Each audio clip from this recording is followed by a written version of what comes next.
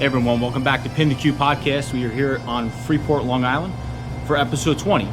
Paul Hashagen, we've been telling you about it. It's here. In a moment, we're going to walk through this bay door and interview a guy I like to call a legend, a living legend, which is also a little bit more special, right? So, what is it about Paul Hashagen that's so spectacular?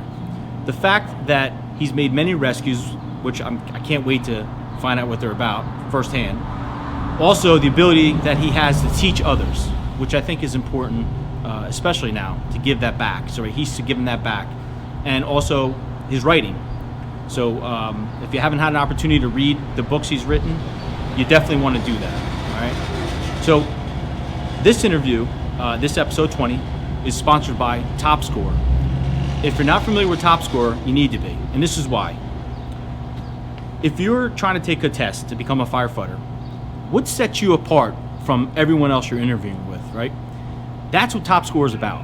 What they're going to do is they're going to show you how to be that little edge over, all right? The reason that they want to hire you, they're going to give you those pointers, okay? If you're not that good at taking tests, you struggle, Top Score is where you want to go. They're the individuals who are going to help you, so you get hired, and that's what you want. You want to get hired. Top Score allows you to have that added edge. So don't take chances on taking tests and hoping you're going to do good and hope for the best. Go for the sure thing. Use Top Score. We're going to give you the information in the link so you can go to there, go to the website, see what they're about. Don't take my word for it. See what they have to offer. Hey everyone, welcome back to PintheQ Podcast. Special episode here on Long Island and Freeport. And I'm here with someone who doesn't need any introduction whatsoever. Paul Hashagen from Rescue 1, Manhattan, also a member here at Freeport, which is an all-volunteer company. Right, department. Fire department, which is it's a ladder company. Yeah, I'm a member of Excelsior Hook Ladder Company #1, also known as Truck 1. And when we came here and started looking around, it was pretty cool to see the truck company and and also the rescue you have here. Also, it's pretty squared away rescue. Yeah, which I'm sure you had something to do with. A little bit in the beginning. Yeah, one of the things that I enjoy most about this firehouse is the history. Right. I was drawn to the fire service and history just for the fact that my grandfather had been a firefighter. So he was back in the horse-drawn days, and then when I got involved myself, the pictures meant a little something more than, oh, those old guys. It was, no, my grandfather's guys. So right. It drew me in. And that's one of the things that's so special to me about this show is trying to harness some of that tradition and some of that culture that we have, because a lot of new firefighters coming in don't really understand that. So I think it's important that we keep that alive. Like, I look inside this house and you give us a great tour and I see the pictures. I mean, these are all the original apparatus pieces all the way back from the hand pulled to its current pieces. And then behind me, the High Eagle hat, helmet from, what year was that helmet from? 1874, I believe. Yeah, I mean, just to have that type of history here at our fingertips and be able to see it is important, especially for these new firefighters to see that. It's not, there were people before us, Yeah, yeah. So, and that's the best part, because I think a lot of the young guys and young women that get drawn to the fire service now, they just focus on what's happening, which is important. It's certainly more technical than it's ever been. But just put yourself in the boots of the people that came before us, and they had relatively the same fires with a third of the equipment. Yeah. No masks. They had maybe had a wool coat, a leather helmet, and that was it, and guts. I was just going to say that. These guys were the real deal. Yeah. Going into these conditions with very minimal equipment and getting it done. Well, and that's where the art of being a firefighter really comes from. They had to learn how to do things that now it's relatively easy. I got into the fire service right as things were changing, and as that change evolved into the modern fire department. There's a certain nostalgia now of the pull-up boots day, all that stuff, riding on the back step and all that. And yeah, it was kind of cool, but not every day on the back step was fun. No. If it was snowing out, it was horrible. I'm very fortunate in the fact that I was able to do that. When I first started, in the late 80s, 89, we had that. We had the hip boots and the long coats and the SCBA with the elephant tubing we used to put inside our jacket. We were trained to do that, Sure. if we ran out of air. And I rode the tail step on the CF Max. Mm-hmm. And it was fun. And then eventually, we started getting those man saver straps. You strap yourself in, and then after that, they got rid of it, and you can't go on it anymore. And Well, the shame of it is that people are getting killed. right, I mean, it's dangerous enough. right, You don't want to get killed or badly hurt on your way back from something or going to something, because you laying injured in the street is not accomplishing what it was you set out to do. So sure, if they could make that part safer, well, then it made us more efficient. yeah, Because there's a lot of people, they're taking all the fun out of it. No, we have fun doing what we're doing. If you're having fun when somebody's house is burning down, you should see a psychiatrist, because that's not normal behavior. right. But you can certainly feel good about what you're doing and have fun while you're doing it. But when we go to work, it's somebody's worst day, and you have to realize that. Absolutely, yeah. So, Paul, take me back to how this all started for you, because I like hearing how it all began, from everyone I speak to. So take me down memory lane. How did you become a firefighter? How did it all start? Well, my earliest recollections of the fire service, when my parents first got married, they lived in my grandfather's house in Jamaica, Queens, and he had been a firefighter in New York City from 1918. He drove a hose wagon in Manhattan, 76 engine, and then when 315 engine opened up in the 30s, he moved closer to his house, and he was an original member of 315 engine in Queens. And he still would stop by the firehouse on occasion, and I would go with him. So my first taste was a 3, 4, or 5-year-old little kid. They slid down the pole with me. I laid in the bunks. I had a little cup of coffee with them, mostly milk, but I was living in a firehouse. That's and amazing. It didn't happen often, but it happened enough that that's all I wanted to do. And I must have drove my grandfather completely insane, because I wanted to go to the firehouse all the time. Right. And then we moved to Freeport, and when I saw the fire trucks come around, I was enamored with them. So I immediately got photographs of them, and I had a chart. The old alarm system, they had horns and sirens here, which is the same thing as the bells in the city. And I would listen to I could count the horns and knew where they were going. I had a chart. I don't know where. I think I got the chart from a guy in Hose 1, and I would ride on my bicycle. No kidding. And go watch them. Yeah. By listening to the... Yeah. Wow. That's pretty awesome. But it's just, and I got fooled on occasion where you saw smoke and it was the wrong town and you were riding towards smoke. But I had an interest in it even then. And I remember there was a small fire on our block. We lived on a dead-end street on a canal in South Freeport. And there was a little fire in a wall.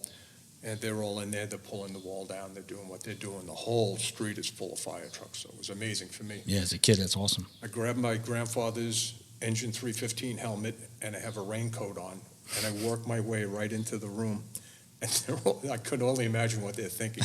They're just looking at me, asking my opinion. What do you think, And they put up with me and sent me on my way eventually, but I was drawn to it. Wow. And then I got married. After driving my father crazy, once we moved to Freeport, I had no idea why he wouldn't want to be a firefighter. But he was trying to raise a family and make ends meet, so he had a different agenda than I did.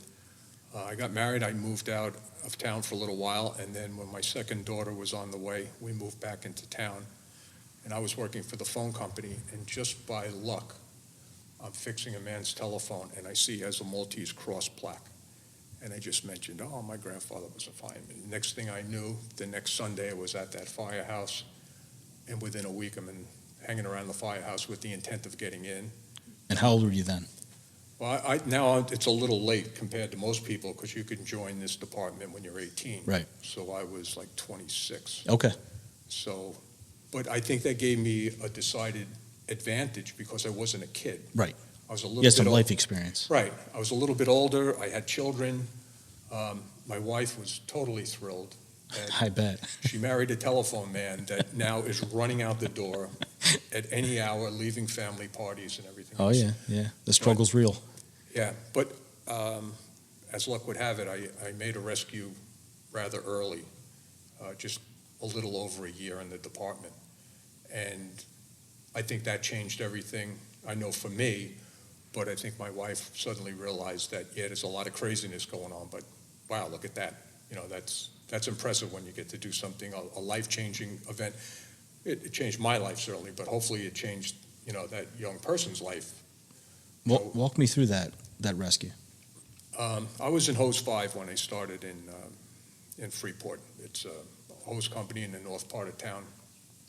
That's where I met this man. He was a member there. They were looking for people, so I went. And it was meeting night, and I was on the fire crew, and the bell started ringing. I jumped on the rig. We go down there. We're like the third engine, fourth engine. Truck company's already in doing searches, but it's an apartment house. And there was a report of a kid in one of the apartments above the fire. It was a cellar fire, pretty smoky. And I picked the right room. You know, Wow. I just walked up to the command post. There was only 3 of us. And the chief just said, there's a kid, and me and another fellow went in. I went to the right, he went to the left. The truckies had the whole rest of the building covered, and I just go to the right spot. Just by chance. Yeah, the kid was in trouble. I wasn't in trouble. I had air. I had Right.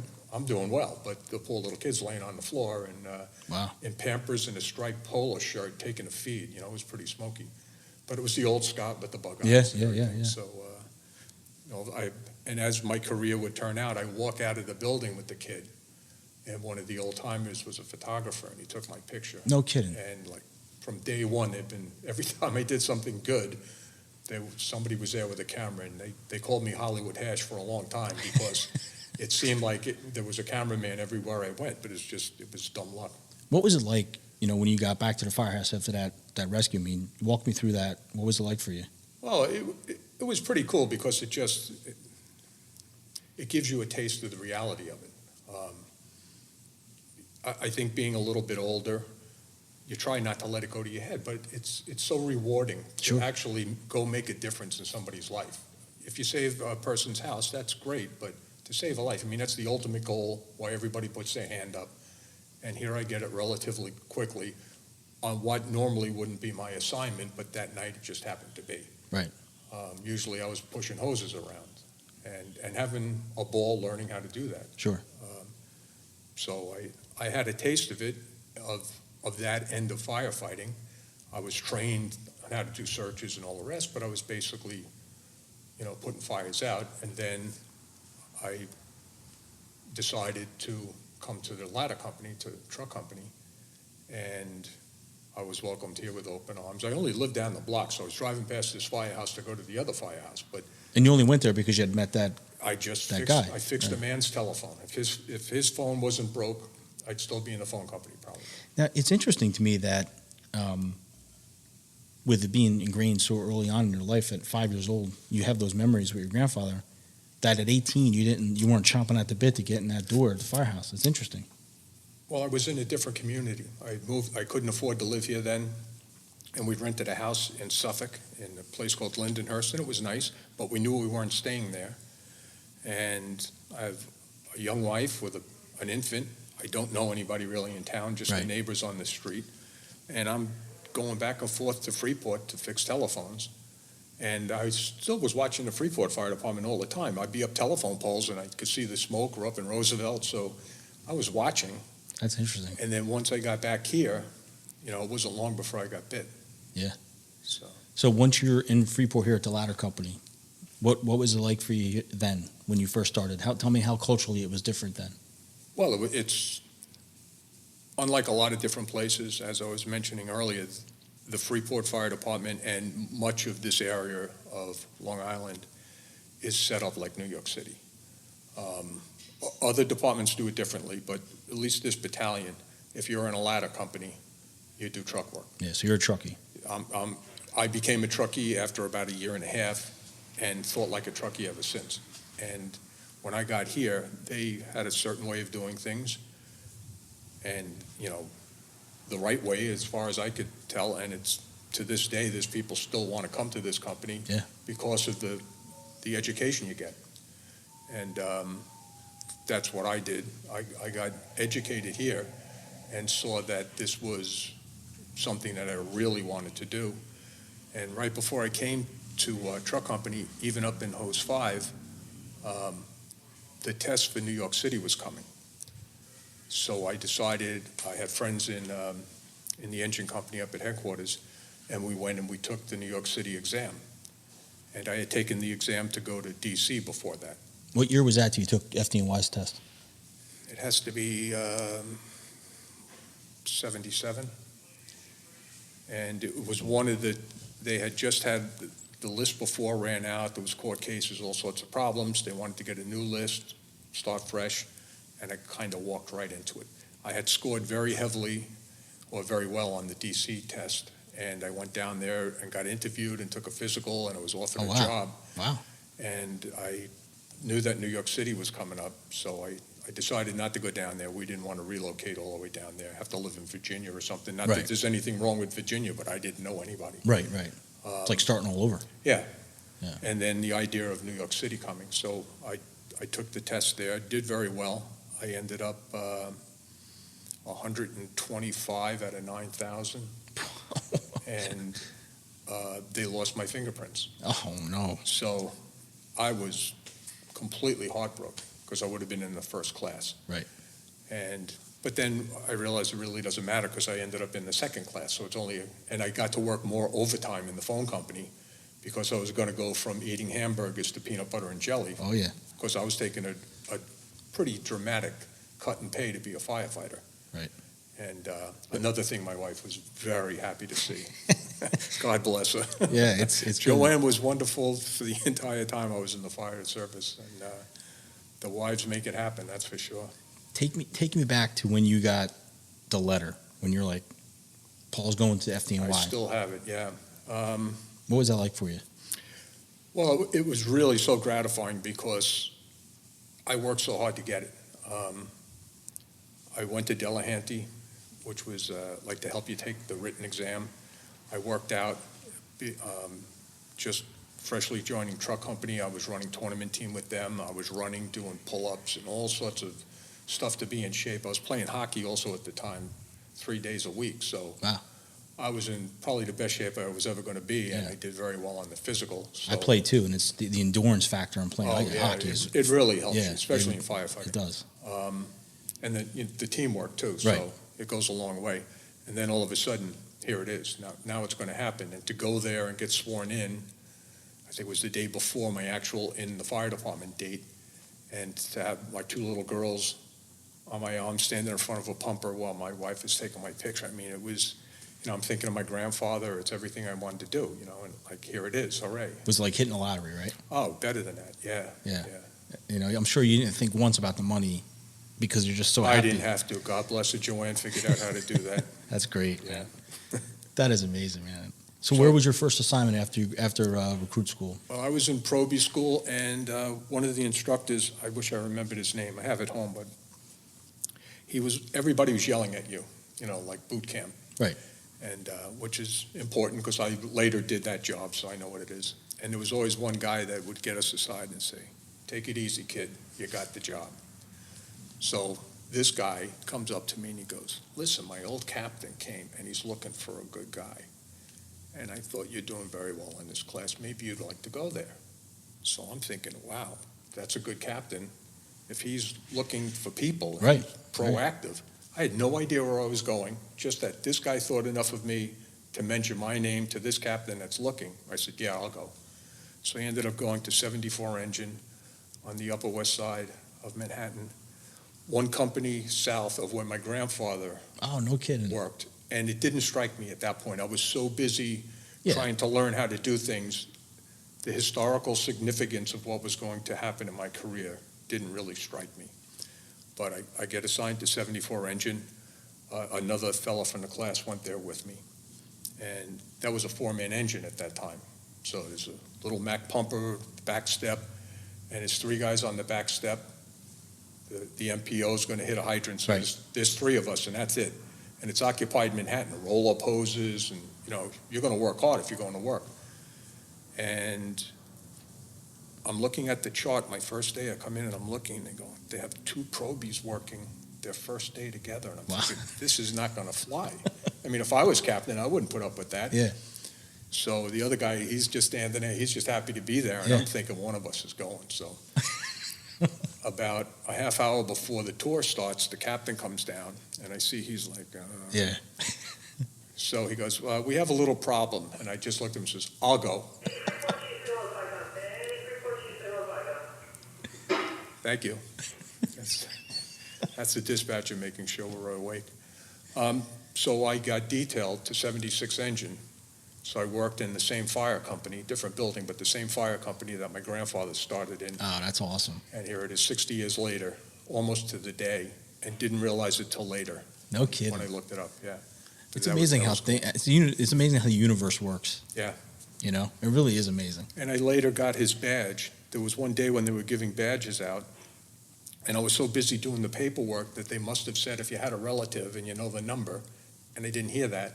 So they gave me a different badge, and I started out with 8502. Automatic. You want to send him for a...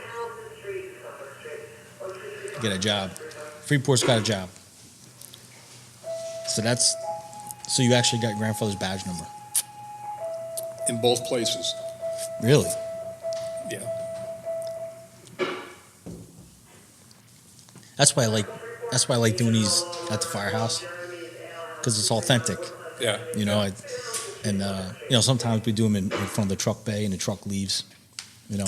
Yeah, And it's kind of neat. I like doing it at the Firehouse because that's why I don't want a studio. I think this is cooler. You know, Yeah, going yeah. and doing on location. Well, you get out and you see what the buildings are like and what the people Yeah. are like, and I've been doing training all across this country and visiting different places, and it's almost exactly the same. It's slightly different from place to place, but it's the same kind of person doing the job, Right. relatively. So you got your grandfather's house, and that was what engine again? 76? 76. Yeah. 76 engine. So I worked a day there. As it turned out, One day? just the one tour. Yeah. Oh, okay. And then the captain moved the groups around so that the two okay. probies wouldn't be working Together. at the exact same I got time. you. And they had a little job. We were second due. And the guy who stayed back had the nozzle. It was a 5-cent fire, but he's smiling at me that, I got the fire. But I was happy just to be there, and I didn't care. I'm on the job. That's all I cared about. Right. The fires will come. And it was busy then, but not that little. 76 had a greater chance of going to a fire in that era than 74, just because they were about 10 blocks short of Harlem. So they ran on multiple alarms. They went up there a lot. But that particular day, nothing happened. But, over the years I worked up there. I worked in the truck. I worked all throughout the battalion, just getting details or overtime when it came up. And it was a great learning experience, and I started getting a piece of the history. I became a little bit famous within the battalion because I was the probie who got detailed on his first day. That's not supposed to happen. Right. But people got a kick out of it, so that was something to talk about. Right. Because in my house, there was one guy, Pete, and he told me right off the bat, and I knew what to expect, having been in the volunteers before. Right. I don't talk to probies. Okay, good. So day after day after day, and I'm working with him every day, and he won't talk to me.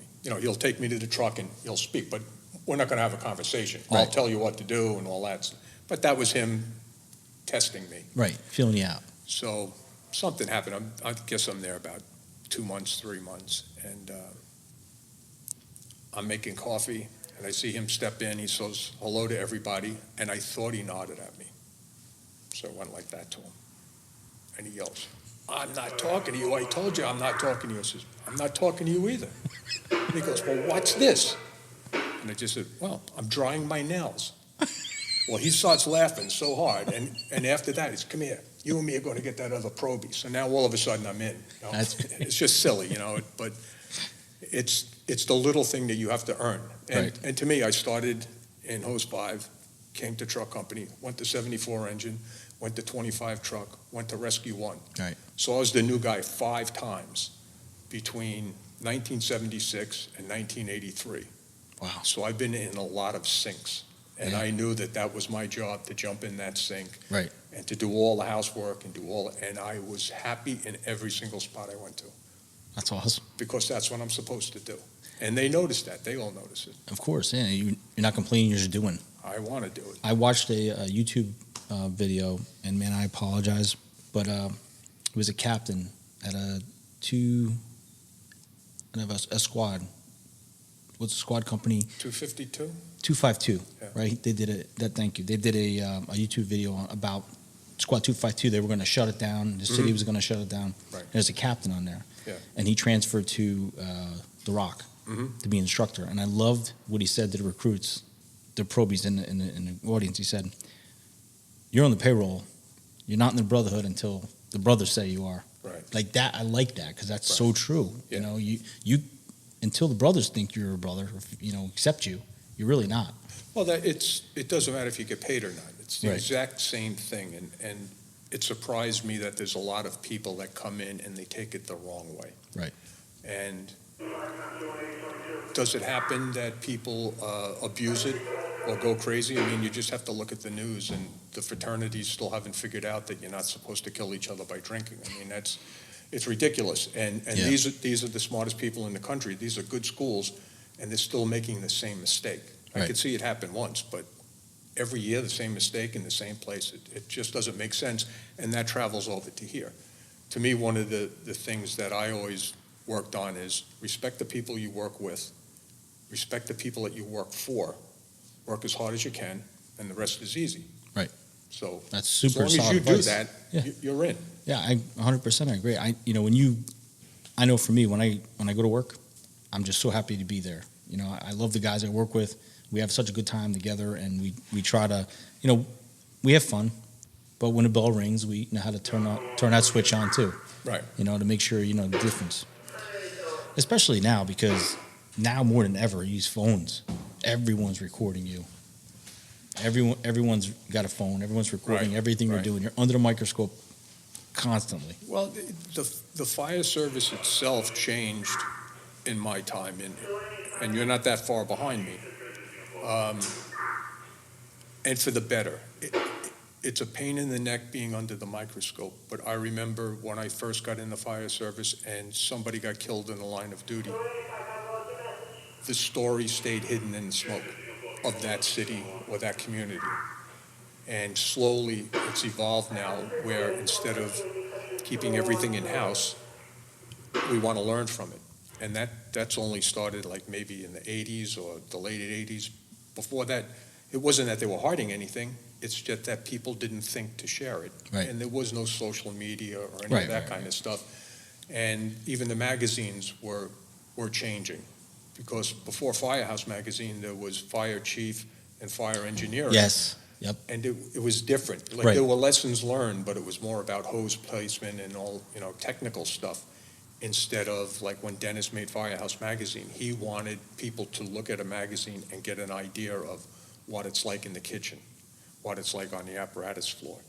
And that was a whole different way of looking at it. So now the media about the fire service was changing. Right. And, the popularization of firefighting was changing because all these things were changing at the same time on the outside. And I'm aware of them now. Things were happening that I didn't pay much attention to. Of course, like California does things and did things differently than we do. It's the exact same thing, but with a different model. Right. Like LA County, they used to have one big rescue truck. Then they decided to go with smaller rescue trucks and spread them all over the place. And that works for them because they have an area where it's up and down and mountains and this, all over. New York City, when they made a rescue company, they put it in this borough and then that borough. And it was a big truck with guys on it. And the models worked for that department. So it's one of the things, too, that you have to realize that just because that department is doing it different, it doesn't mean you're better or they're better. It just works for them. Right. So. And you're right. That's one great thing about now is you're able to see how everyone works. Whereas years back, you had no idea unless you picked up fire engineering or Right. Firehouse magazine. And you have to look at things realistically, too, because even a photograph, that's 1/2000th of a second or however long it takes a shutter to click. You don't know what happened 5 minutes before that. You don't know what happened 2 minutes after that. And Right. everybody will criticize it. Oh, yeah, gosh. Back in the day, too, his boots were down, and how can you put a fire out? It's all this crazy stuff. And there's a lot of people, safety is a wonderful idea. Because if you get injured for no apparent reason at this fire and you can't go to the next one, that's probably the one we would have needed you at. Right. So to me, safety is important, but I think you have to realize it's a dangerous job, and all the aspects of it are dangerous, and you Right. can't litigate safety. You can't just pass a law that firefighters have to be safe. I was a surfer for many years, and some do-gooders wanted to make a law that said that you had to wear a life jacket so you couldn't drown. Well, I want to get underwater. If that board's up in the air, I want to get away from the board. Right, But smash you in the they're face. making me a sitting duck with a life jacket, so it's the people that have good intentions but bad information, hopefully they don't get to rule the roost to make the rules. Right. It's a good point. It's a good way to look at it. And unfortunately now you see more than ever, it's that Monday morning quarterbacking. Yeah. Constantly. I mean, and it frustrates me, especially if they're not aware of that job, or if they're not on that job, or they've seen it, like you said, the conditions before or after the photograph. There's a whole story to tell. Showing, the media is really good at that too. They show a small portion of the Right. whole video, Right. To illustrate their point, but it's true. So it was good that you're part of an engine company, and then did you go right to the truck company at that point? Yeah, I was on, I remember how that happened also. I'm on the roof of 25 Trucks building. It's a Sunday morning drill. And in those days, it was pretty hands-on. The safety harnesses first came out, the bailout systems, they were relatively new, and we were practicing with them. Guys were sliding off the roof, down the front of the building, sliding down the back, just doing all sorts of stuff. And I'm on the parapet watching guys, I've already gone a couple times, watching guys go, and the captain of Ladder 25 looks at me and he says, so when you coming over?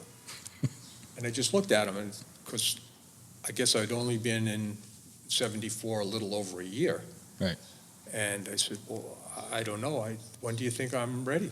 And he says, I talked to your captain. I think you're ready already. If you want to come over, I'll put the paperwork in. And I was floored. Again, here's somebody, and I don't know if it's the path of least resistance, but it's the opportunities that availed themselves, because I did want to go to the ladder company, because every time there was a detail, I would take it. Right. I'd love being in 74, but I wanted to go work in the ladder company. And boom, now I'm in the ladder company, and great guys, different mission, and enjoyed that. And before I left there, I ended up being the chauffeur. And I'm kind of a young guy to be a chauffeur, but I was driving fire trucks in Freeport. And I guess it was just one of those. They were asking senior guys to me, and some of them want, I don't want nothing to do with it. So, plus I was working on the rig a lot, and next thing I know, I'm driving the captain. And I'm a relatively young guy, but Right. It's great. And Go ahead. then the captains change, and I get this other captain, George McGann, who was a really good guy too. And I learned from the other captain, Wallace. Learned all sorts of good stuff. I had a couple of excellent lieutenants, and one guy that came to us then, I'll never forget his style. He would sit us, the young guys, down.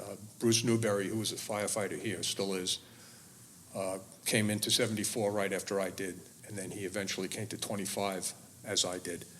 And both of us are in 25 now. And this new lieutenant, to us, this guy's been on the job for years, and he's Right. sitting down, he's asking us what we do. I'm new to this area, and he's seeing how smart we are and what we do. And we're sitting there explaining how everything works. And I realized after I was done, explaining to him how everything goes, that he was just feeling us out if we had any idea of what we were doing. Right. And I always tried to take a little something from the bosses, to save for when I would need it, because I'm not going to get to order in New York City, put a hose over here or put a ladder over there. But how you get things done and how they're thinking, it's like playing hockey. You start playing Right. with somebody, you don't have to talk to them because you kind of know. Yeah. And the same thing in a fire. Like Bruce and I worked together so often that we had a thing where we would just look at each other, and we were different. We would do different things, but I knew what he would do and he knew what I would do. So we kind of knew where we were going and what we were doing all the time. Nah, it's you just can't put a price tag on that. Oh, it was amazing. And, Yeah. And it paid for itself time after time after Sure. time, where we were ending up in the right spot and getting things done either here or in the city. It was a lot of fun. So while you're in the city and you're in the truck company now, do you have any memorable fires when you're on a truck company, that things that stand out to you? I think I made a rescue when I was in the engine, just by dumb luck. I like to tell a story when I'm teaching new recruits or anyone who will listen. It was a warm evening, and it was backstep days still. And we went out the door to the same box maybe 4 times, so back in the pull box days. Right. So some knucklehead's pulling the fire alarm box to watch the trucks come. That's his fun. So I guess about the 3rd or 4th time we go out, I'm looking at the senior guys on the rig, and I'm the only one getting dressed. I got the bunker, I got the coat on, Right. My boots are up, my flaps are down, I got a Scott on, and the sweat is just pouring off me, and they're laughing. Guys, stupid, get on, And we go back to the firehouse, put everything, and out we go again, and I put all the stuff on and all the stuff on. So I guess it's the 4th time we're at the same box up on Broadway, and I'm standing there drenched, and the officer yells, get on the rig, we got to run. So I'm on the back step, and I got 2 guys with me. They're in T-shirts and boots, so they're just seconds away from getting dressed, but I'm dressed. Right. And we're going, and I remember hitting a bump, and I'm up in the air, and they got their arms out to make sure that we don't lose the probie off the back step here. And I guess it's not a probie, but don't hurt the young guy. And we pull up, and they're screaming, there's a kid trapped. It's a high-rise. And the lieutenant turns around, and I'm completely dressed, and the other guys are, it's a matter of 10 seconds away, but he just goes, you, come with me. So when I go, and That's that being prepared all the time. I went to the left, he went to the right, I find the kid. So Wow. the moral of the story is to the kids, Be prepared all the time. yeah, get dressed. Don't stand there and wait for something to happen. If you're ready before it happens, then you're ready. If you're just there, you're not ready. You're there. Right, you're there. Yeah. That's a really good message to bring point to, because that's something we preach all the time to the young guys is, I know it's a fire alarm.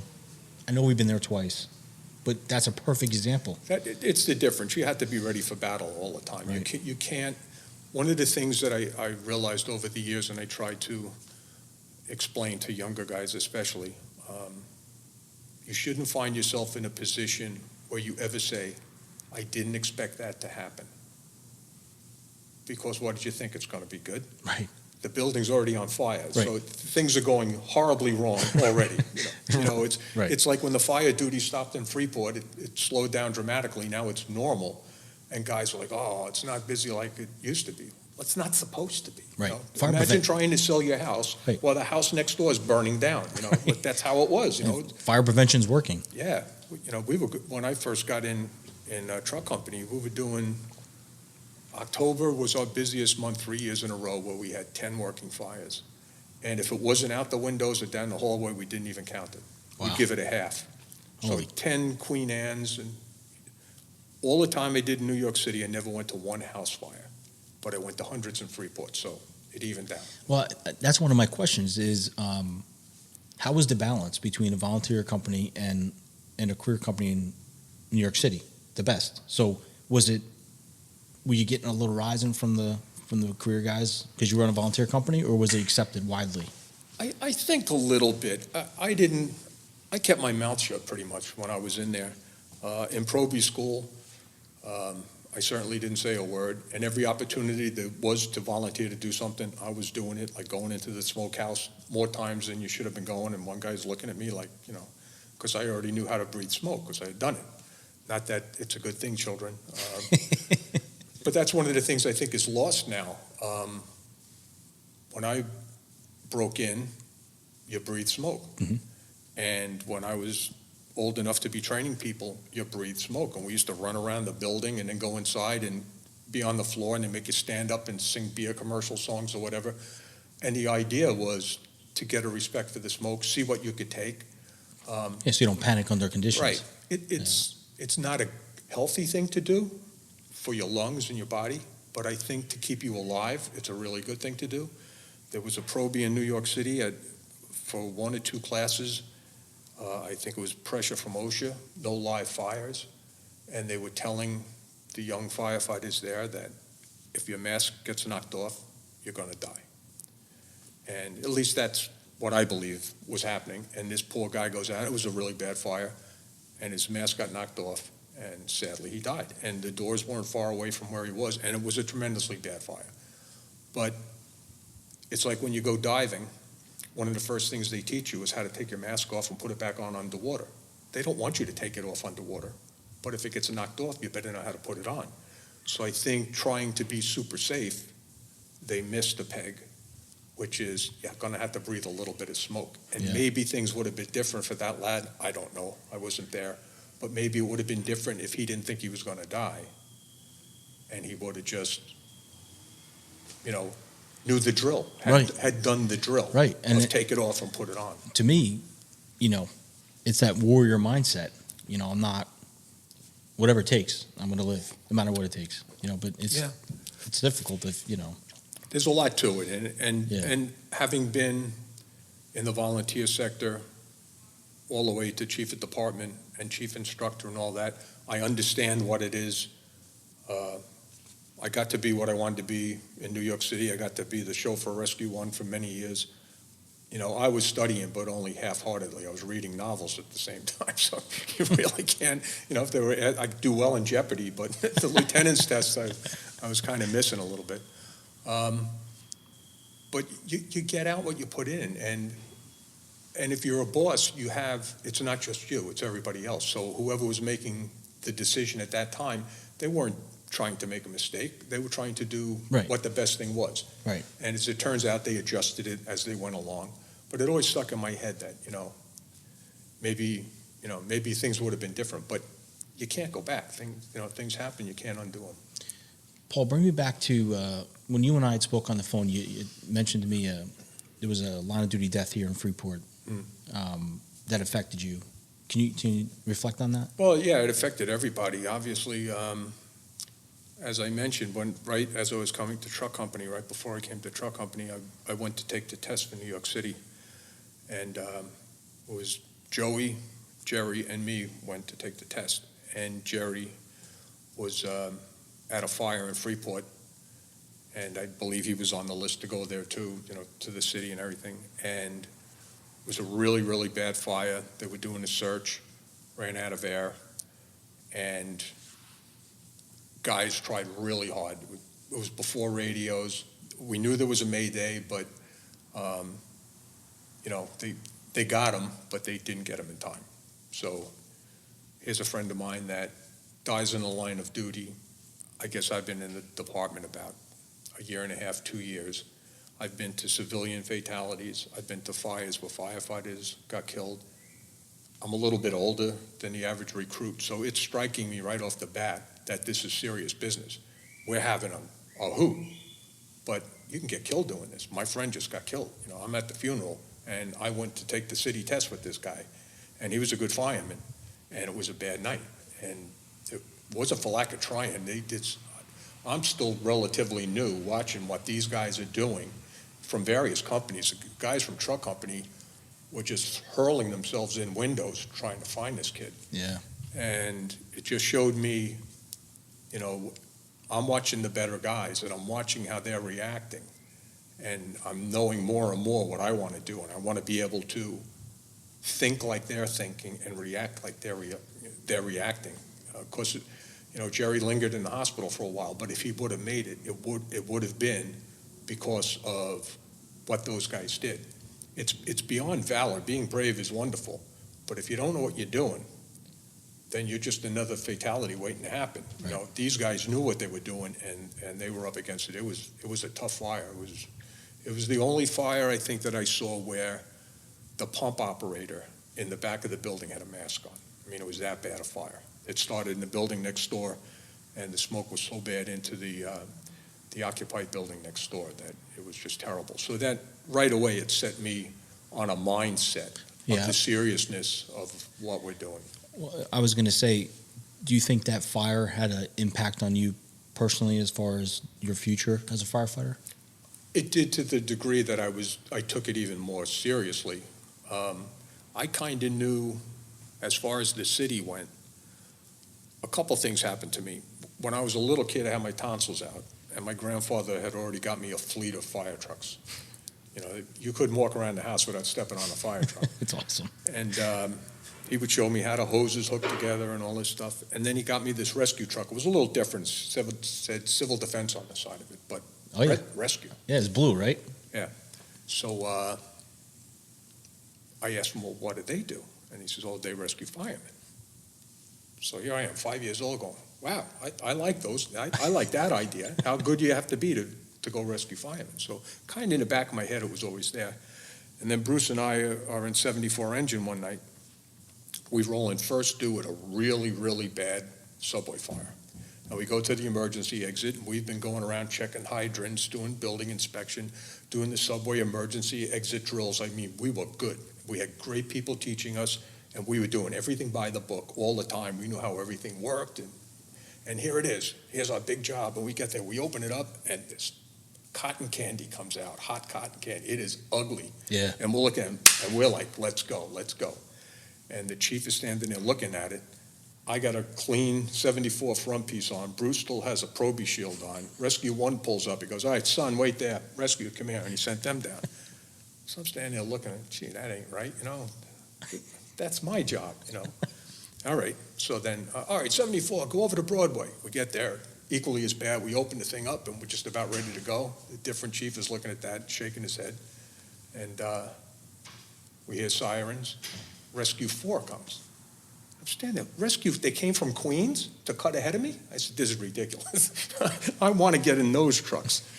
And Bruce agreed that, yeah, we want. So we kind of was setting our sights that that's where we wanted to go if we could get there. Right. Just for the fact that that's where I wanted to be. Yeah. You want to go to work. I love these guys, right? But I wanted to go there.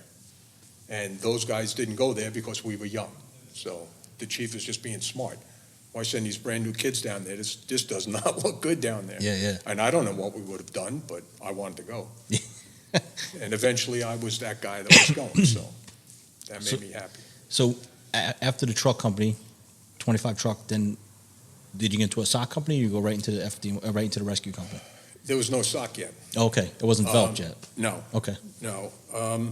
I had a good friend of mine, Chris Gliana, who was a chief in Baldwin, the next town over. We had done many fires. Mostly Baldwin was coming to Freeport in those days, but occasionally we went there and worked a couple of really tough fires with him. And he was in Rescue 1, so I wanted to be pals with him immediately when I found out where he worked.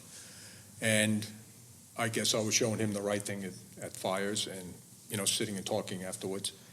And he went and he was talking to the captain there, and he grabs me. He's about to be promoted, and he grabs me and says, well, come down. I talked to the captain about you. And I said, well, I'm not even first grade yet. And I figured, every year you move up a grade. And he goes, come and talk to the captain. I talked to him. So I came there and had an interview with the captain, told him about climbing telephone poles, and I told him about working. Oh, that's here. right. Yeah, that's right. Yeah, that I worked in Freeport, and he wasn't a volunteer, but he lived near, not too far away. And so he knew the reputation of Freeport. He heard of Freeport truck, so, it didn't hurt.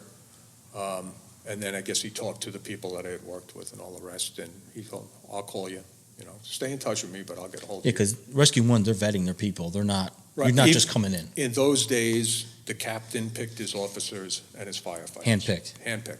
And he had the luxury of, I wasn't the only young guy. He took maybe 4 or 5 or 6 young guys over the period of 9 months or a year.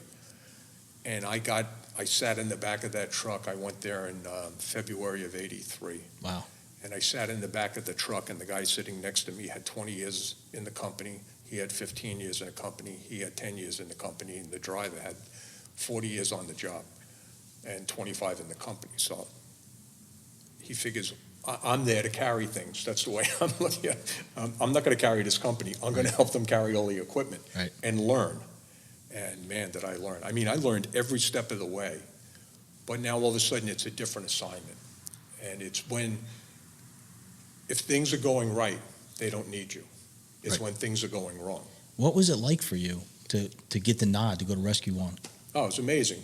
And again, Joanne was just shaking her head because she knew I'm telling her all this stuff about what's happening in there. And I tried not to bring the crazy stuff home, the death and destruction, but she knew what I thought about a rescue company and that I wanted to go there. And then all of a sudden, her telephone man that went into the volunteers and then went to the city fire department and isn't home 2 or 3 nights a week is now going to potentially the most dangerous place that when it gets really bad, oh good, send these guys in. Right. And, God bless her, she put up with it because, she was worried sick. But to me, that's exactly where I wanted to go, Yeah. especially with those guys when I started working with them. I mean, what these guys, and it was the same thing. It was slightly, because they were senior guys, it was the same thing but subtler. The firehouse banter and fooling around. There was no buckets of water or any of that stuff. There was still grab ass and all the good parts. But there was a seriousness level that was there because it's a giant toolbox. And you have to learn everything on that truck, where it is, well, first off, what it is, where it is, then how to use it. It's like an apple. You could take little bites and figure it out or jam the whole thing in your mouth. Right. I tried to take little bites and figure it out. And just working with these guys, I remember one of the stories I love to tell, and I get asked now, there's certain people that you bump into at different ceremonies or yearly events, and tell them that story. So this is one of those stories. Mr. Riley. Bill Riley was one of the senior men in the company. He looked a little bit like the Mac Bulldog. I saw his picture as a longshoreman when he was 17 years old. He's a tough SOB. He looked exactly the same at 16 as he did at 55. Wow. And, chewing nails kind of guy. Yeah. But a sweetheart, a really wonderful man, and super duper at a fire. And people thought because he was an older guy that, you guys are carrying him. No. I know guys like that. Yeah. So we go to a loft building fire. Never went to loft buildings before. Now all of a sudden, all of Manhattan, instead of 12 square blocks, it's all of Manhattan pretty much. At least up into 125th Street, all the way down is what we're covering. So we go to a loft building, really high commercial building, high ceilings, and we get in there and we pull up. We got search ropes, all sorts of equipment that we weren't usually carrying in the ladder company because I'm going to apartment fires. And rescue go up there and search this area. Okay, chief, so up we go. I'm with the captain. And even the captain called him Mr. Riley. Mr. Riley, stay by the door. All right, Cap. So in we go. We're crawling around. And I guess we're in there maybe 10 minutes. And you hear from the door, hey, Cap, we shouldn't ought to be here. Next thing I know, the captain's got a hold of me. Fine, come on, let's go. We get out. We get down to the half landing. We're looking at, he's talking on the radio, talking to him downstairs. All of a sudden, boom, fire everywhere. I said, wow, that's amazing. These guys are amazing. That's incredible. Now, if I had been a smarter man, I would have asked Bill that night how he knew that, but I waited till the second time it happened. And it was almost the exact same thing. It was about a month later. Almost the exact same kind of fire. In we go. Cap, we shouldn't ought to be here. Now, nobody has to grab me. I'm already going. Yeah. And out we go, and boom, the thing takes off again. So after the fire's out, we're riding back, and I'm sitting in the back of the truck with Mr. Riley. In the rescue truck, you sit sideways in the back. Right. So I said, Mr. Riley, how do you know when to leave? And I used to talk like Donald Duck a lot when I was younger. And he called me Duck. He goes, well, Duck, I tell you what. I take my glove off. I stick the hook over my head, and I take it down. And when I touch it to see how hot it is, and when I take it down, I can't hold my hand on it anymore. We shouldn't be there. So it was a thermal indication device. Jesus. Before there were cameras. He just could tell because at 10 feet way over his head, he's taking the temperature 6 feet over his head with the hook he has. Oh my gosh, that's unbelievable. It's low-tech genius. And all those little things that you just start pulling in and putting into your quiver, all these little things in your mind. Wow. And then sitting around, and to me, one of the best things is to sit around the table in a firehouse and just tell stories. Because I heard stories about Tom Neary being a firefighter and then an officer up in Harlem in the Bronx. He got the Bennett Medal twice. I mean, making these spectacular rescues. And a friend of mine telling me he was at the fire and he saw them take the door off a closet in one of the off apartments and go down the hallway behind the door to make a rescue. I think, wow, that's, and then years later, I find out Smokey Joe Martin was doing the same thing in the Rockaways, trying to go down the block, hiding behind doors as a barrier. And we get a fire in Freeport one night when I'm captain. They torched the house in the middle. They must have put 10 gallons of gas in this place. Oh, man. It lifted it up off the foundation, turned it slightly, sat it back down. The water tower was getting painted. We have 2 water towers, 1 million gallons over here and 500,000 over there. The local water tower is down. It's not working. Holy cow. It's looking nice. The paint is nice and shiny, but there's no water. No water in it, yeah. And we pull up, and the chief, transmit a second alarm immediately. And I'm looking at the fire building and realizing as captain, we're not going in there. There's fire just everywhere in this Queen Anne. So I send half my guys to the exposure 4. I take a bunch of people and go in exposure 2. I get up, the window's broken. There's radiant heat coming right in. It's about ready to light off, and the fire is actually almost penetrating into the building. Go downstairs and take a door off the closet, bring it up here. And they get a dumb look. Take the Halligan, take the door off, and bring it up here. We put it up, and we hold it, and we make a screen, to cover and keep the fire out. Wow. They thought I was a genius. No, it was a story I heard about Tom Neary in the Bronx. Right. That should work here. I didn't invent it. I just used it at a different operation. And to me, that's the story you tell, that somebody goes, maybe they'll do that somewhere. Yep. Because all of a sudden you have a shutter. Well, that was one of my questions to you is, tell me what that Firehouse kitchen is to you. What does that mean to you? Well, that's it. The fun of it is great. All the craziness, make-believe lottery tickets, all the nonsense that goes on, messing with people's food, or whatever. Right. But the real nitty-gritty, when guys start really explaining and fires where they learn something and they want to give it to you, to me that's the best part. And even something like that here in the Neary story, they didn't tell me that story for the other fire. They just told me a story that they heard about somebody, Right. that they thought that you could learn something from it. Wow, I never thought of that. So as soon as you get something, I never thought of that, then you go. Because realistically, one of the things that we train people in technical rescue or in firefighter rescue, Mayday stuff, I always tell guys that you're not going to have a light bulb moment. It's not suddenly going to be, my friend is trapped, and it's suddenly going to come to me that I know what to do. No, your friend is trapped. You're going to be frantic. Yeah. You're going to do what you know how to do. Training. And nothing more. Training. Yeah, exactly. Yep. And that was one of the things that when I got to work, now I worked with tremendous bosses. Every single one of them brought a lot to the table. John Norman I drove for years and got to be, really close personal friends. And he was teaching the whole world all these things, and he was teaching us. We'd see the slideshows and all Right. this. So we learned an awful lot about building construction and all that kind of stuff. And then he got pulled into headquarters. They had him doing things while he's captain waiting to get promoted to chief. And they sent us Terry Hatton, who was more a contemporary of mine. Even though John and I are the same, he had been in rank a little longer, and he was on his way to go to be a chief. And Terry comes, and they were similar as teachers, but different personalities. And Terry and I just, as I did with all the captains, we just hit it off, though. It was amazing. And John had these wonderful technical drills, and really was one of the first people that had us thinking about firefighter rescue as an art form. Like all the other previous captains did it, but it was right at that time when it was evolving. Right. After John Nance and all those different things where the smoke was clearing from all the other fires where people are getting killed, and we're actually trying to set up a protocol.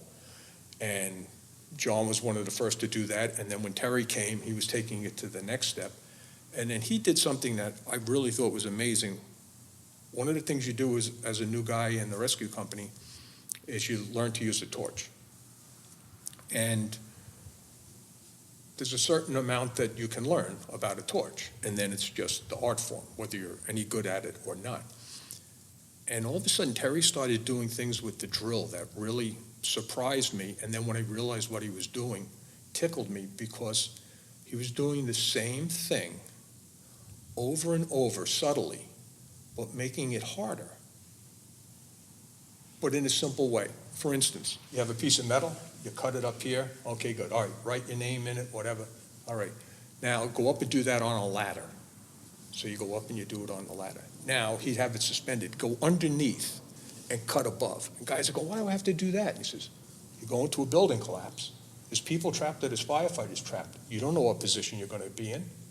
Lay down and do it that way and learn to keep the slag from coming down on you. So you're tying the same knot virtually. Right. It's just a figure eight. It's not a flying Walinda knot or any crazy thing. It's a simple torch drill that got incrementally a little more difficult. And it wasn't one of those drills where the old timers keep giving you problems until you fail, which I've been to many of those, and they think, ha, we got you. No, he just kept showing you that you know how to cut metal, you don't know how to cut metal. You have to be able to do it upside down, back, all these crazy things that when you put them together, that when you see something now that is a little challenging, we already did that. Wow. You know, and that was just something that, and he just took it, all the things that I had been learning, he was as good as all the rest. He was just slightly different, and it just, you know, enamored me that, you know, wow, I really like that style of teaching. What was it like to work with him, to be on jobs with him? Oh, he, like all of them, one of the really cool things about seeing the rescue officers is most of the time, some people hated us. I could understand why. I wasn't too happy when they went in front of me at the subway. The example you give, right? Yeah, but they're there for a reason. Most of the time, you're not really needed. You're just manpower, which is fine. But when those jobs come, when I got to see Captain O'Flaherty or John Norman or any of the other great captains that I had come up to a chief and have that chief turn to him and say, this is what's happening. What do you think? And I just thought that was so cool because that's what they were originally set up to do back in 1915 when they started the rescue company. The way the orders were written up, the company got 2.5 months of training, which was unheard of, on specialized equipment, among them the torch, right, the smoke helmets. They were the only guys that really had smoke helmets. They didn't use them except under special circumstances. They were breathing smoke like everybody else. And there were 6 on a rig. Yeah. And then when they would go to use it, the idea was they didn't want the chief to think he could just go put those helmets on and go in there because the chief didn't know what it was like to wear those helmets. So the way the order was written is the chief will discuss it with the company officer, and the officer will determine if the company could go to work because they didn't want to just march into the cannons. And that was unorthodox then. Well, it was a little bit different. It certainly was different, but the company was different. Right. And I don't know if they ever said, no, chief, we really can't do that. But I've been to jobs where, no, maybe we can't do that, but let's try something different. You know, I never saw them turn down an order, but the idea was that you just can't blindly send people because it was brand new. Nobody knew what the hell these smoke helmets were. They looked like deep sea divers or sponge divers or something. Yeah. You know, go solve my problem. That's the chief wanted the fire to go out. So it was so cool because I've always known the Rescue One logo. It's, you know, everyone knows it. But when I read your book and I got to see what the logo means and how the logo came to be because of the early years of Rescue One, that was so cool. I'm like, now I figured it out. Now it makes sense now. Yeah.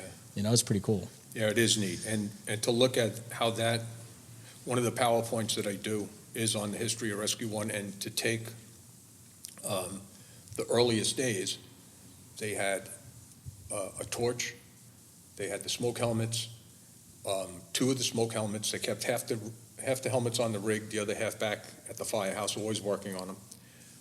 1 helmet in each group had a telephone that they could snap into, and they could talk to you on the outside. They had bottle jacks. They had some little hand saws. You have to remember the hook and ladder companies, the engines only had hose, a bunch of nozzles, and, you know, hydrant wrenches. It's not like fire trucks today. You went to a hook and ladder company, there weren't toolboxes and all this stuff. They just didn't have the money, or they didn't have the need. You were handed a Hashagen, and that's why if you lost your tool, you know, there's nothing to replace it with. Right. You know, you look at the old pictures, 1 guy, 1 tool, look on the rig, it's empty. Yeah.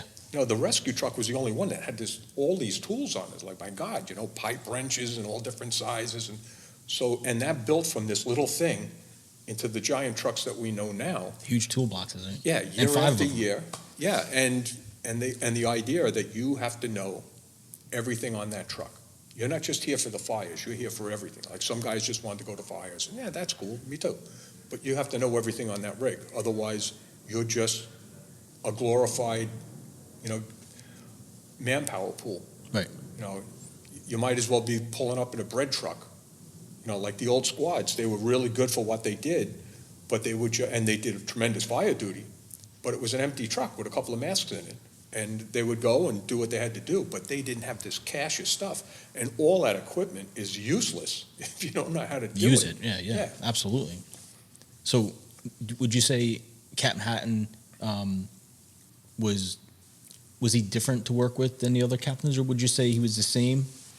Well, they're all exactly the same and completely different at the same time. Right. Just, like all your uncles. They're your uncles, but they're all a little different. I liked working with each of them. I think, sadly, because we lost Terry, it's even a little more mythical. Right. I guess that's what I mean. You know, he was definitely cut short. Sadly, all those guys, and not just the guys in Rescue One. And I heard somebody, I think Ronnie Book, his wife, mentioned to me one time that she was talking with the family, a woman whose husband was killed that was just working there. He was not a firefighter or a cop, and he was just working there. And the woman kind of was chagrining a little bit that, they always just talk about the cops and the firemen and everything, and not the people. They forget the people. And she just calmly said to us, but that's why my husband was there. They pulled up for you, for your family.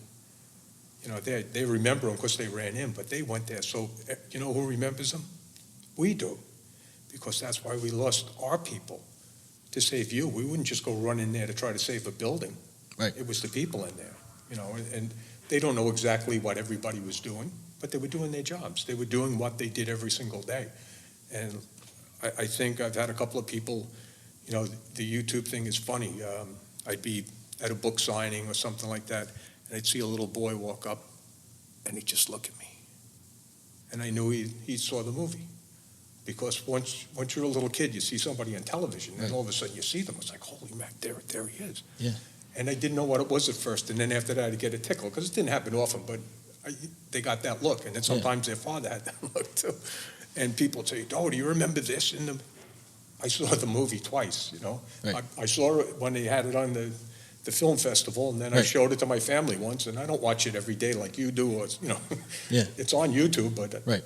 And but there's a lot there, and to see the guys that I can go back there and click and see them, that's just wonderful, because then I do get refreshed on this job or that job. And Terry was a big guy, and he had a big loud laugh, and he used to yell outstanding.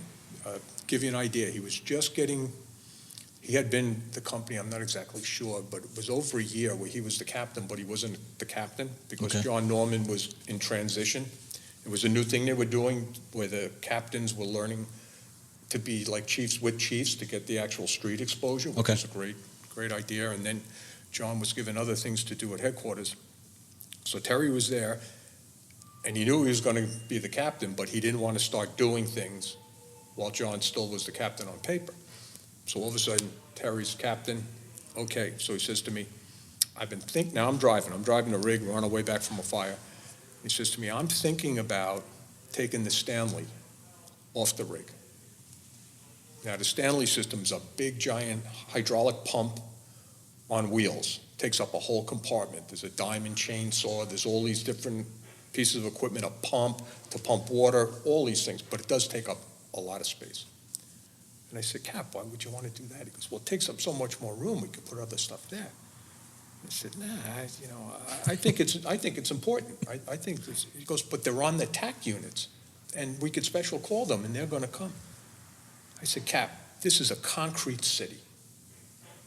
And we pull up, and there's firefighters trapped under the concrete. I don't want to wait for a TAC unit. We're Rescue One. So we back in the firehouse. He goes up to the office, and about a half hour later, we're going out to something else. And on the way, he just turns to me and he goes, you're right. Ha! It's staying on. So I just start laughing, like, this is great, And about 2 weeks later, we're at a school. They were repointing the bricks or whatever, and there was a collapse and all this stuff. A guy was banged up, and we're helping take care of him. And we got the Stanley system going. And now he is 50 yards away from me, up on in a towel ladder bucket, and they're working out of the bucket. And he looks down at me and goes, "Outstanding!" And I know exactly what he's talking about. Because and what it showed me is he's the captain. He can choose what clubs go in the bag, and he listened to one of the senior guys, Yeah. and that he thought enough to ask his chauffeur, "What do you think about this idea?" That's a good leader right and there. then pondered it and said, "Yeah, you're right." And then as soon as it worked, my little idea, as soon as it worked, he let me know that Gave it recognition. it was cool. Yeah. And that's the kind of guy he was. And all the other bosses were like that too.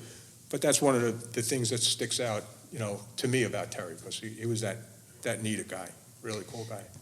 So I can't sit here and not ask you what it was like for you the day that, you're in Rescue 1, it's a regular day, and next thing you know, you're diving in after some news reporters that helicopter crash. Walk me through that. Well, it's funny, the whole dive thing, because that was the second time I was involved in a dive rescue.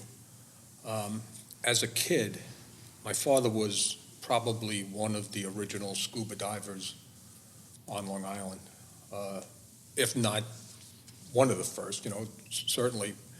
And he used to get his stuff right across the street. There was a sporting goods store, and he used to go to Florida with his friends, so dive equipment was always around my house. But I had problems with my sinuses. And I would go to the bottom of the canal just on a breath-holding dive and feel pressure, and no, I don't want to do this, it hurts.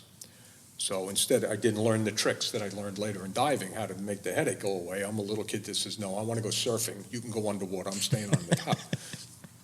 And all of a sudden, I'm in the fire department, I'm in Rescue 1, and they're going for dive training.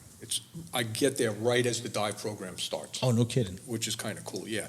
They were 6 months ahead of me, some of the guys in the classes, but they weren't official yet. So I got to be there when it became official. It was kind of cool. And I tell my father, "Oh, I'm taking dive lessons." And he's looking at me, "This is the little kid that was getting the headaches? You're taking dive lessons?" So we go for the dive classes and learning all this wonderful, interesting stuff. And I remember the instructor was amazed at how good we were doing the searches. And I remember sitting and talking with him. He had been a Navy SEAL and all this kind of stuff. Wow. And he's saying, "But you guys just take to water." And he says, "No, we're taking to blackness. Right. You put us on the bottom of a river. We're used and to that. You're taking us by a rope and you send us around." It's the same thing about crawling around a tenement. I find people by bumping into them. Right. It's the same thing, except they're underwater. And, we didn't realize that. And again, it's being ready and having the equipment ready. So we're at one fire on the east side, one of the few times I ever had a smoke ejector taken off the rescue rig, and they were using it at a high rise, and then they're yelling on the radio, they got a helicopter in the river. So we go to that one, and I was the first guy dressed, so they sent me in, and I got a man out of the helicopter, and like, whoa, hooray. But to me, it works. The training works. Well, what was it like? I mean, you blow past that like, well. Well, that one kind of happened really like that. Yeah. The second helicopter was more dramatic because I had already been through it. Okay. And I had a chance, as it was happening, it's like, here we go again. Right. And a dear friend of mine, Jack Theobald, who was one of the guys that was in Rescue 1 right before me, and we got to be really, really good friends, super firefighter. He was a gear man. When you're in a rescue company, one of the assignments you have is the gear man. You take care of the equipment. And that's what I wanted to be. It's like, then after that, to be chauffeur. So it's like working your way up in the hierarchy. Some people were just happy to be there. Other people were longing to be the gear man or whatever. So I'm like the junior gear man or something. So I'm helping Jack. And we used to listen to Soupy Sales because we remember seeing him as kids on TV, and he used to be on the radio, and we'd listen to all the shenanigans they had. And for whatever reason, we weren't listening that day. We had built this little tool room. We were on 38th Street with 34 engine and 21 truck at that time. Our firehouse went down in the big 10-alarm fire in '85. So we're over here and we're working on stuff, and all of a sudden the house watch is yelling, "Get out, helicopter in the water." So I know I'm one of the divers, so I get in the back of the rig, I start getting dressed, off we go, and we didn't know that it went down live on the radio. If it happened the day before, we would have been listening to it, but we just had the radio off for that day for whatever reason. And as we're going, I'm getting dressed thinking, wow, I'm looking over, I got George Cruiser, another great diver, another great firefighter getting dressed next to me. Here we go again, wow, Right. amazing. And then to get there, and just the guys you get to work with. John Driscoll was our senior man. He was driving that day, and he gets over. I'm standing on the edge of the dock, still in dry suits. Wetsuits in those days, neoprene wetsuits. Yeah. And I'm putting the weight belt on, and Jack's standing next to me with the equipment. And John could swim, but he's not what I would call a swimmer. Like, he's not going to go to the pool or go to the beach. Right. He could swim to save his life. First guy in the water. So in he goes. There's nothing. You can't see anything.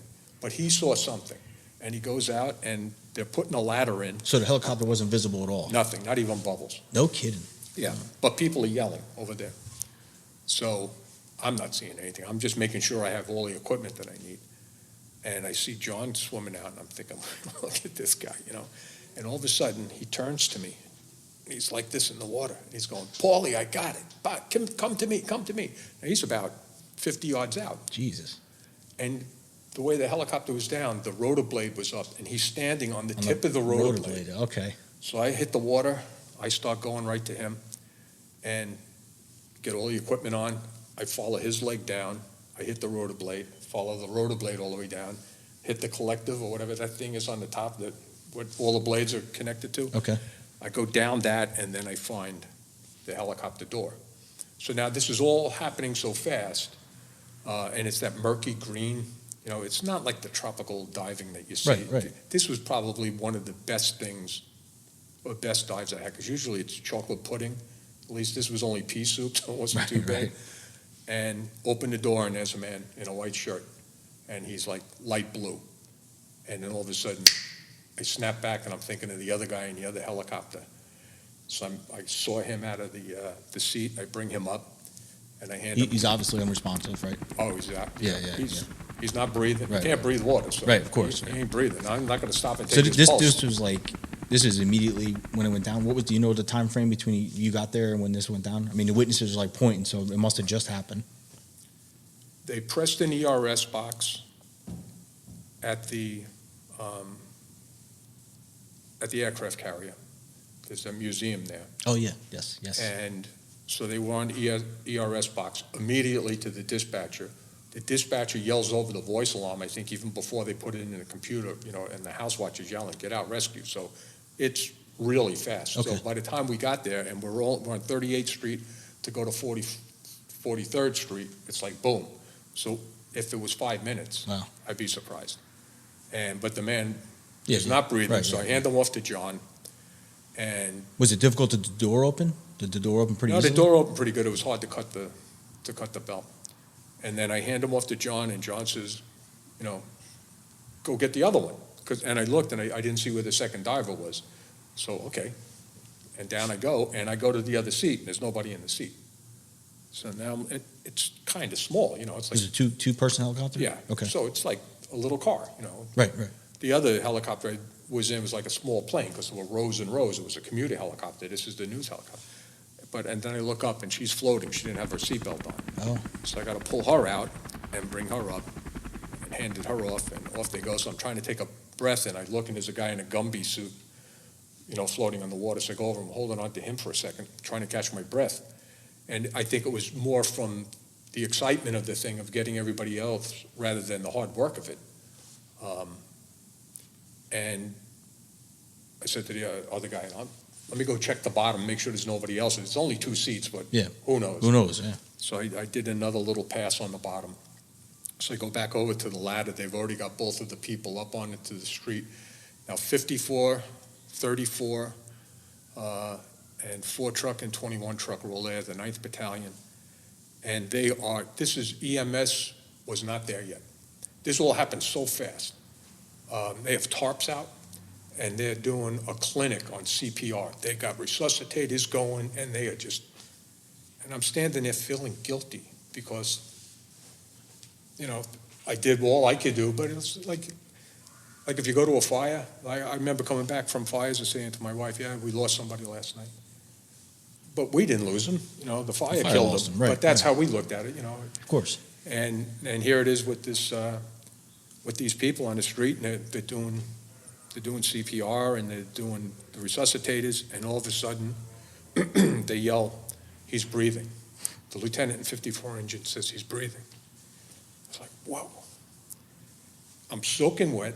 I'm wearing a blue neoprene wetsuit with white gym socks on. And I'm so emotional, I just start walking south. I was so happy. It's like, oh man. And people look, now I'm walking down 12th Avenue in a wetsuit. And people are just looking at me, but it's Manhattan, so okay. Yeah, okay. It's not uncommon. They'd look maybe twice, but after that. So, and in those days, I had one of the credit card numbers for the payphones in my head. So I go over and I call my wife up. And I said, "Joanne, put the news on. You're not in the hospital, are you?" No, this one's pretty good. So all of a sudden, sadly, she didn't make it, but Right. he made it full recovery. Get out of here. Yeah, I think he became a lawyer after that. He didn't want to fly helicopters anymore. Did you ever have an opportunity to meet him after? I met his family. I met him in the hospital, and I talked to him, but he still was Right. learning who he was, Right. because he had a memory loss. But I've met people that know him, and his mother and his wife were fantastic people. I used to get Christmas cards every year. Wow. Probably the best thing I have in my collection of stuff is handwritten notes from his kids. That is so cool. They're as cool as anything my grandkids ever did. It's like, One of the coolest things like that I have is I ended up doing CPR on a firefighter and used the AED and brought him back. And his brother, who's a police officer, came to meet me. And I wasn't there, unfortunately, but he left me a handwritten note, and it says, thank you for saving my brother's life and all. I still have this to this day. Sure. I keep it on my bulletin board. But those things, That's the amazing thing of it. Yeah. And just to have people care that much. A couple days later, I was off, and they tell me 21 trucks building has a big bay door and a smaller bay door and a wicket door, the little door that opens in the middle of it. And they get a knock on the door, and the guy sticks his head in and says to the house watch, goes, "Is this the firehouse where they rescued that guy from the helicopter?" And the guy goes, "Yeah." He goes, "I got something for you." So he comes in, he's got 2 giant crates that are dripping. And he drops them in and goes, Lobsters? "Lobsters." He never said, but they had to be from the family. That's awesome. And I didn't get to eat them, but they said they were very good. Which was wonderful. That's so cool. Was that rescue for you your most memorable, most notable? I mean, not just for the sensational part of it, but for you personally? I think, for the one on the beam that happened, I had another one shortly thereafter. I'd have to look in the book to remember which one came first now, but I think it was, the helicopter came first. Who came first, the chicken or the egg? I knew you were going to say that, I swear to God. But the other one, we had a fire in a vacant building, and they had been illegally demolishing the building in the middle of the night. It was on the news, so I knew the building before we went there, because we had a couple small fires in it, and the fact that they were trying to take this building down without permits and all that. So we knew the building, and we didn't like the building. We hated the building, and had been to one decent fire there where I saw ladder 4 make a chain of hook ladders. They didn't have scaling ladders, but right. they took hook ladders because they had the fire escape in the back, but no ladders in between the balconies, and they made a really good grab there one night. So I knew the building and knew how dangerous it was. And then all of a sudden, we get another good job, and we go in there, and I'm going past 54 engines nozzle man, and he grabs me and he goes, "Kid, we got no water," because they had a spare pumper and it wouldn't go into pump. So they got a substantial fire going in this building. It was on 2 floors in the rear, and it was really starting to move. So he's just telling me, "Be careful." So, they were great, all great companies there. So I go up the stairs, and I figure, I got to go, because they're saying there's people on the roof. So I get to the floor, and I'm thinking, oh God, I hope that door isn't locked up there, because the fire's coming. I got to get on the roof quick. So luckily, boom, I slammed the door open, and there's the lieutenant from 4 trucks standing there. He's looking at me, oh, good, now there's 2 of us. And it's not one guy, but 2 guys, twin brothers, and they're just up, they were sleeping, like, what's going on? They were sleeping in the building, and we've interrupted their day. They're not too happy. There's a language barrier. I don't know that much Spanish, maybe get you to open the door because I'm a fireman, but beyond that, Right. a lot of hand motions. And then we looked down, and I think it was 24 truck is trying to go into the vacant lot next door, but we're looking, it's not going to happen. They're not going to get the aerial up in time. 4 trucks putting theirs up, but the only way to get to the front of the building is across this beam that's just left. So I guess it's about 10, 15 feet of this beam, and then there's a couple of floors missing, and then there's the top of whatever floor's there, and then you can see the street. So Jesus. it's a lot of fun. So walking those guys across there, the lieutenant went first.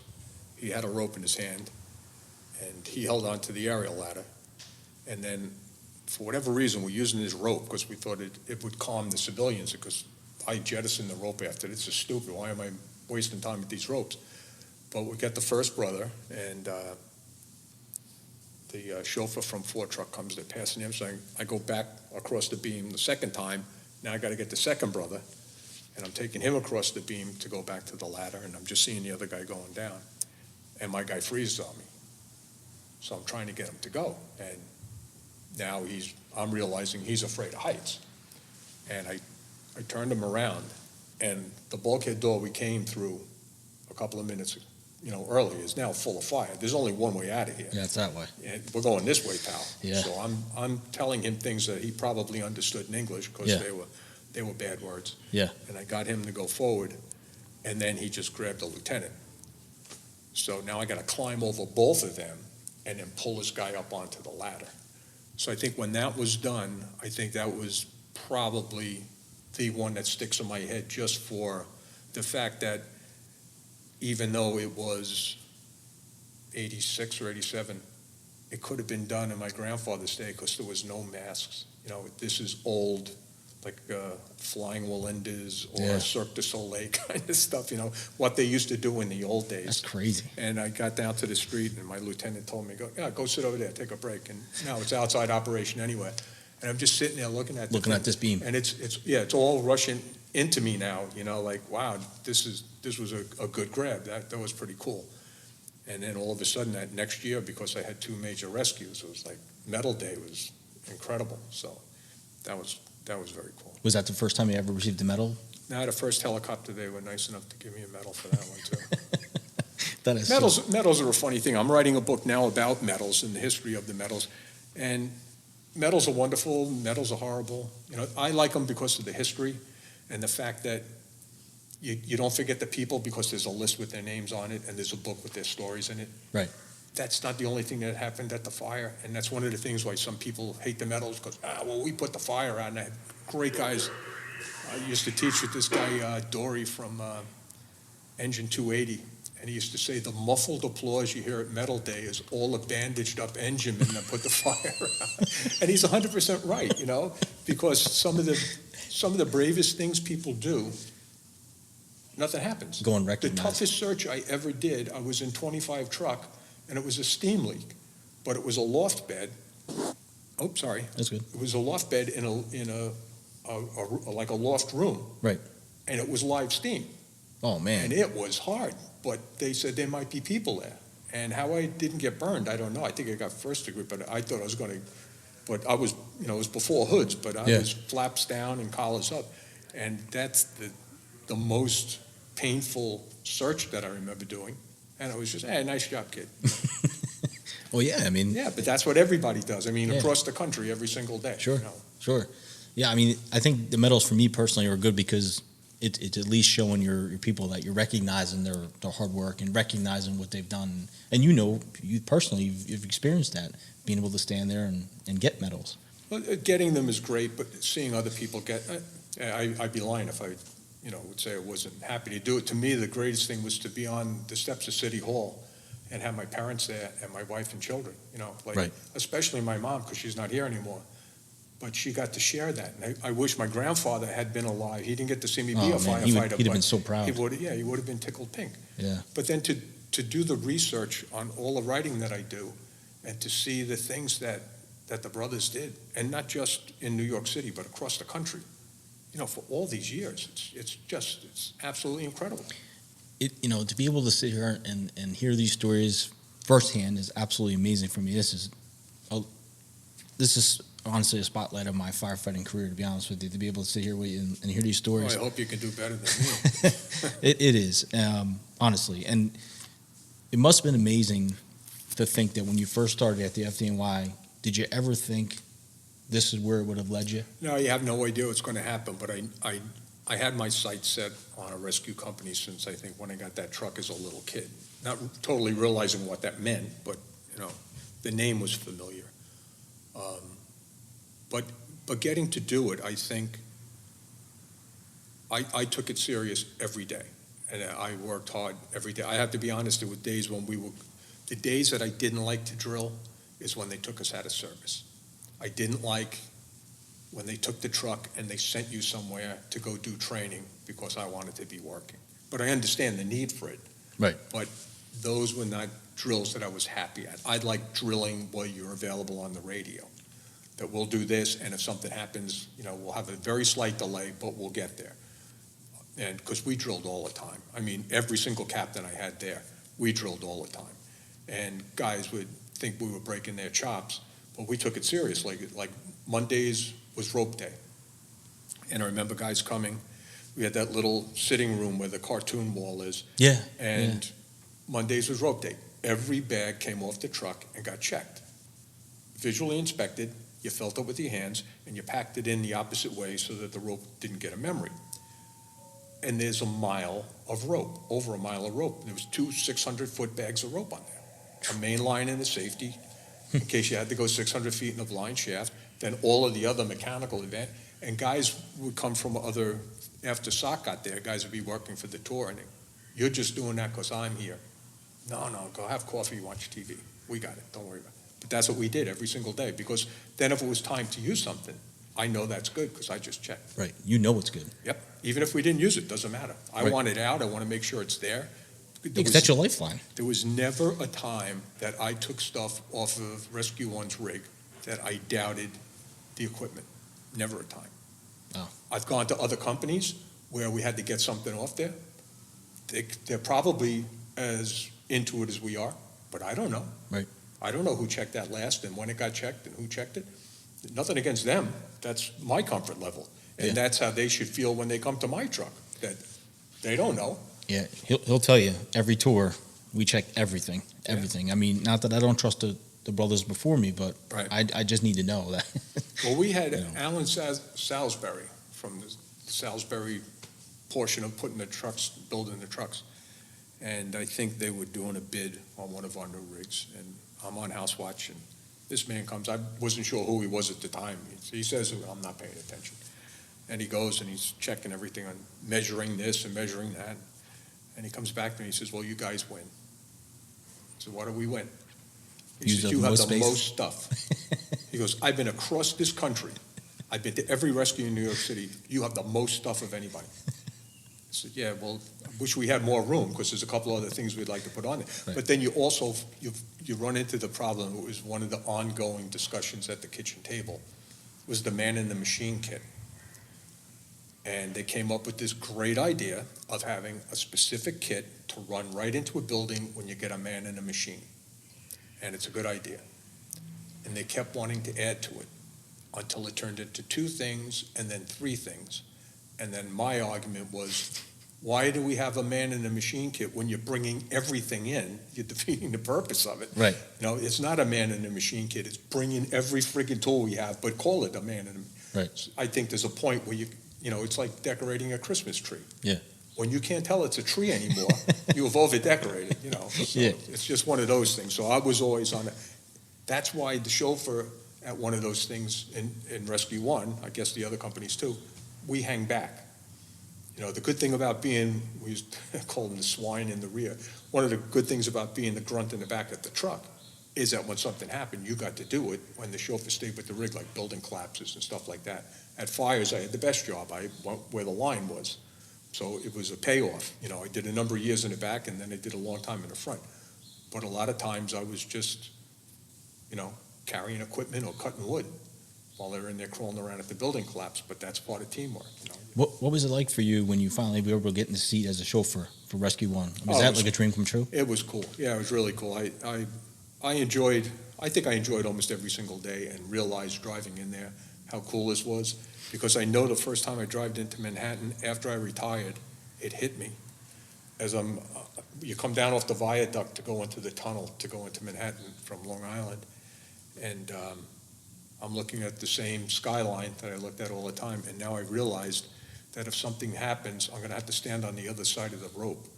You know, oh, that's nice, mister. No, go over there, the firemen are working, you know. But, you know, I did my time. Was that difficult? Nah. Is it difficult? No, because it's a young man's job, and you know, I did my time. I think I did a good job when I was there. I think the best accolade you can get, a medal's nice, but when a person that you think highly of says, he's a good firefighter, that's the best thing. When another good guy says that you're a good guy. Someone you respect, yeah. Yeah, because I agree. We were working with somebody in an ancillary business with equipment, and he couldn't pick up our code. Oh, well, what about this person? What about? Yeah, he's a nice guy. That's the kiss of death. Mm-hmm. He's a nice guy. Yeah. That's the best thing you have to say about him. The best thing in the world to say, he's a good fireman, or Right. he's a good firefighter. That's it. Or he's a nice guy. Okay, that means you're not going to say anything. Yeah, it's an unwritten rule. Yeah, Yeah. and that man couldn't pick up on it until we explained it to him 4 or 5 times, because it never really stuck. But it's like anything else, you know. There's lots and lots of firefighters, varying degrees of expertise, commitment, Right. whatever. By and large, most are very, very good. There's a couple of knuckleheads, and there's a couple hanger-ons. But that's with anything. You know, it's like any job anywhere. There's going to be a couple of people that are just getting carried along by the tide. And okay. You know, I know 9/11 was very difficult for every brother in New York City, and it synonymously throughout the world. It was, but for you, what were you doing that day, that morning? Well, I was on vacation, and when the vacation thing came down, my wife Joanne was a teacher still. She's since retired, but she was an elementary school teacher in Roslyn. And September vacation, when you're married to a teacher, that's like the worst vacation you can possibly get. Like, who the hell wants? She's back to work, so what am I going to do? Well, I had been working on a book at the time, so Terry was saying, well, I could change it if you want. And I said, nah, I'll take it. Whatever, doesn't matter. And that was my plan. So the night before, I was up a little bit late.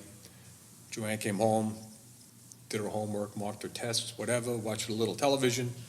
She went to sleep, and I'm pounding away on the computer, putting out a fire in 1897 or whatever it was. And I get to bed a little bit late, and I'm sound asleep. And all of a sudden, my bedroom door bursts open, and my daughter Elizabeth comes in. At the time, she was a reporter on the local cable channel, and she's now an anchor. And 11 Emmys later, she's doing very well for herself. That's awesome. But she slams the door open and yells at me to wake up, put the TV on. So I click the TV on, and the first tower's got smoke pouring out of the side of it, and I'm getting dressed automatically. She hasn't said another word. I know I'm going. Then the phone rings. It's Bruce. The recall, right? We're going. It wasn't even a recall yet. Oh, wow. And we're going, automatic. We've gone before. I never went on an official recall before. We've gone into other major building collapses and went to work. And Now, not to interrupt, because I'll forget, because I'm getting old. Were you at the original World Trade Center fire? Was that 90? On my day off, went in. Yeah. So it's like we worked on the periphery of that, because to go to that story, Kevin Shea, who had just a year or two before done that rope rescue. Right, yeah. he gets banged up pretty bad there, and the guys from Squad 1 go down, and other guys come and they save him. They do a really good job. And because they were so taken out of the game by having a guy down there, and the company was shot, trying to get to him and trying to do what they could, they were just exhausted. And guys were banged up from their own injuries and stuff, plus it's cold outside, and there was 2 guys on the rig that were just shot. Once Kevin was out, there was other rescue companies there and everything. Go take a break. Right. You know, they still weren't even sure what caused the explosion at that point. So I came in to help, and now my first thing to do is, well, I got to take care of these guys. They're soaking wet. You know, it looks like they were shot out of a cannon directly into a wall. Their eyes are blood red, and it's just, you got to get them out of here. You know, they're going to get pneumonia or something. So I go over to, they got the command post set up right next to the rig. And I said to the chief, and it was one of the good things about being a rescue, you got to know all the chiefs. So if you came in, I wouldn't say anything, I'd just stand there. And he would know that I wanted to talk to him, otherwise I wouldn't be standing there. And he goes, you know, the chief leans over, he goes, what is it? I said, I got 2 guys in the rig that are pretty tough shape. I'm going to bring them back to the firehouse, get some clothes, see if they need to go to the hospital, whatever. He goes, guys from where? I said, Rescue 1. Oh. So I get the riding list, and I said, this guy and this guy. Okay. I thought they were in the building. I said, no, that's other off-duty guys came in because we had extra radios on. So other guys came. Accountability nightmare. Well, yeah. But guys assumed the position of Rescue 1 now. It's before the computerized stuff. And they went to work. Now, they knew that Rescue 1, there's 5 guys that are Rescue 1, and they're on this floor doing that. So they knew they were there, but they thought they were still the day tour guys, that they weren't these guys coming from home. Right. So then I take my friends back, and we get them squared away, and then we come back, and everything's out, and everything's calmed down. So eventually we go home. So that was my first experience. Now, we'd been to the building a number of times, many number of times before, little emergencies, minor fires. So we were familiar with the building. So we we're in a parking lot across the street from the firehouse here. I had just finished being chief of the Freeport Department the year before. So my first deputy is now the chief of the department. So I call him up and I say, can I borrow one of the spare chief cars? Because I'm getting phone calls from other guys that are off duty or on vacation like me. We want to go in. This is 9/11. Right, Okay. yeah. So I'm telling everybody, come to the Freeport Firehouse and we'll get a chief's car. So we're waiting, and we're watching. We're down looking at the big screen TV down there, waiting for this car to come, and guys are filtering in. And all of a sudden you see it on a big screen TV, the second plane hit. Like, oh, now all of a sudden you knew what's going on. Yeah. And now it's twice as bad. But still no car. And finally the chief calls me up. The battery's dead. They're jumping it. It'll be there. Okay, so what are you going to do? Yeah. Because I know it's going to get us in there faster than any other way. Oh, yeah. Taking a personal vehicle, Yeah, forget we're it. going to get stuck there.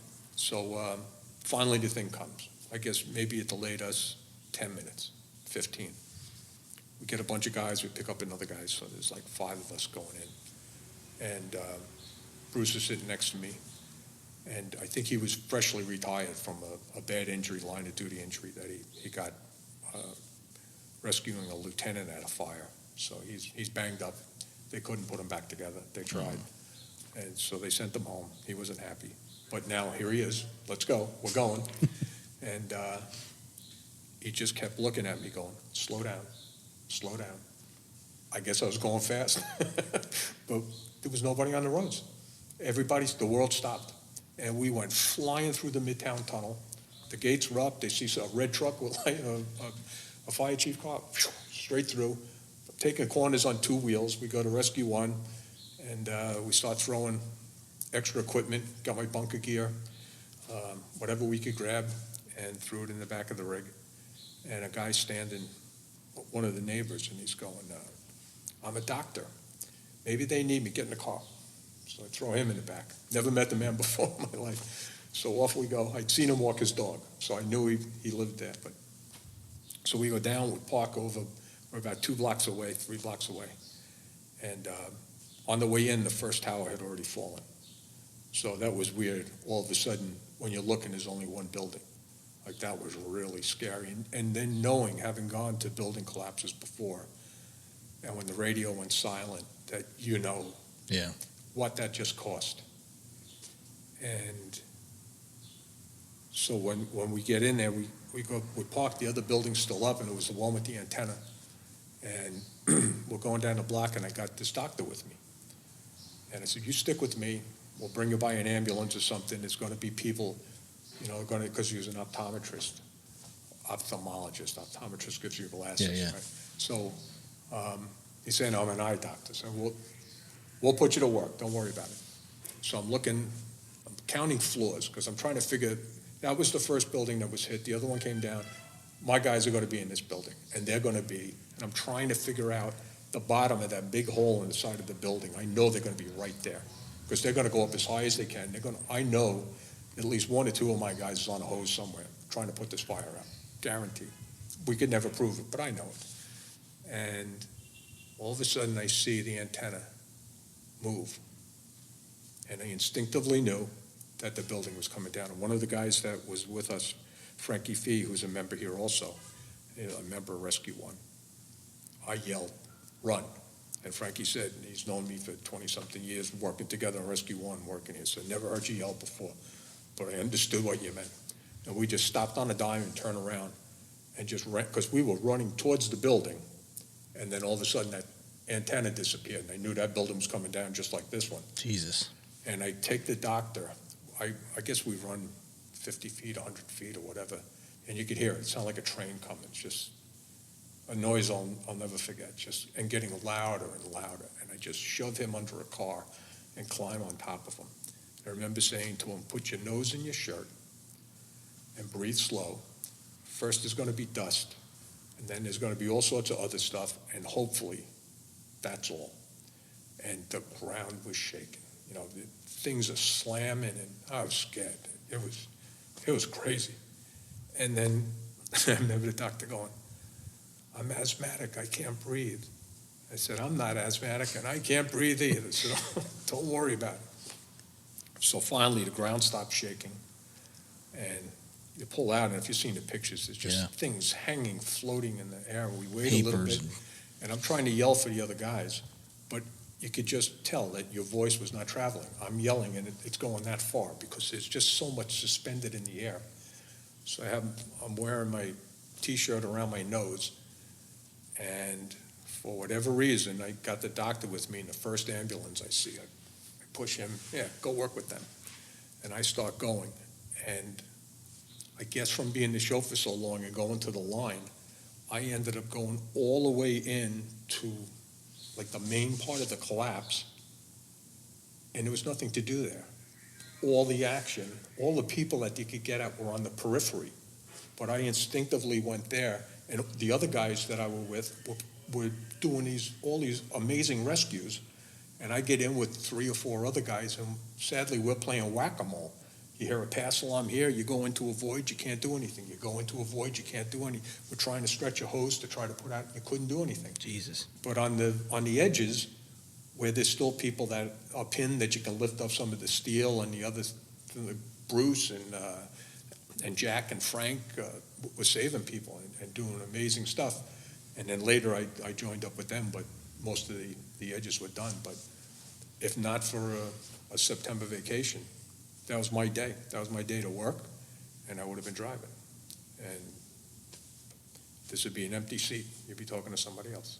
That's what I said earlier about it's amazing how the universe works, know, and I mean, I hate to even ask this question, and I apologize if I offend you, but how do you recover from that? How do you go back to work and have all those empty lockers and these family members? How do you... that was really hard. The whole thing, so many things happened at once that you kind of got a little numb. That was the worst place in the world to be, after it was down, but you didn't want to be anywhere else because you knew you had to be there. So the only time I remember specifically not going there in the very, very beginning we stayed there the whole entire day into the night. Remember working with a whole bunch of people trying to get lift steel, cut steel to get to Ray Downey's car. And then when the list started coming of all the people we lost, it was bad enough to know that all my guys were there. But I played hockey with Ray Downey, and I would say I was close friends with him, but we knew each other for a long time. I only got to work with him once or twice, but his reputation was, amazing. He was like the rescue captain for the whole country. He was running FEMA to a large degree, setting it up and all that, because that all happened in 89 into 90 when all that started forming, and he was one of the people that was helping the feds make the whole task force system and all that kind of stuff. And when we set up the rescue school, Terry and Phil Ruvelo were brand new captains, and they started the technical rescue school under Downey and with the division of training, and they put this whole thing together because the old I'll teach you how to do it stuff was coming to an end. Now you had to have certificates and state authorization, and all, which is great, So we just took the next step. It was like the diving thing. I got there when the diving thing started. Right. I was there when the technical rescue thing started and got to be part of that. So, but when they started telling us all the people that we lost, it was like, oh man, that's not fair. I think Downey was one of the ones that hit me the most because he was the guy that was just like the anchor. And then thank God John Norman was still there, but now, think that I would feel bad. They just told John Norman, you're Ray Downey. Like, holy mackerel, you gotta be kidding me. John's one of the smartest people I ever met, one of the greatest firefighters I ever met. But the psychological load they just put on, you're running the whole thing now. It's like, oh man, that's, yeah. There was people above him, but he's in charge of doing it. And he did a great job. And everybody down there, every level, all the different things from when it was a pile to all the different variations that happened down there. I think that one of the things that kept you going was the work that was being done, the people that were doing it, and then the outpouring of the citizens. I remember driving back and forth with the truck after we were there a couple of days. They started sending us back to the firehouse and all the rest of it. And the civilians would just applaud. It was like, wow, I think they called themselves the nuts on the highway or something, but they were there all the time on 12th Avenue, crowds in the village. They cheered when you went in, cheered when you went out. It was pretty heavy. But was it emotional for you? Yeah, it was. Even remembering, and little things like that, I lost my friends, but somehow I could deal with that because I knew that their loss could have been me. And, it's just that unwritten thing, it's nobody wants to go to work to die. And the thing that I always tell people is getting killed on 9/11 didn't make them heroes. It was what they did the day before that nobody was paying attention to. Absolutely. It's the way they would live their lives. Yeah, and it was all the training they did and all the things all the things they did before that nobody saw. That there was no medals, you just went and you did your job like you're supposed to. The mayor was so good. Yeah, he was good. He's supposed to be good. Right. You're not supposed to get an accolade for doing your job, and right. So there was a lot of good things and a lot of good things happened. But the only time that I ducked out of there is I knew the president was coming. And nothing against the president. That's great. He came down there. But I hadn't been home in 2 days or whatever.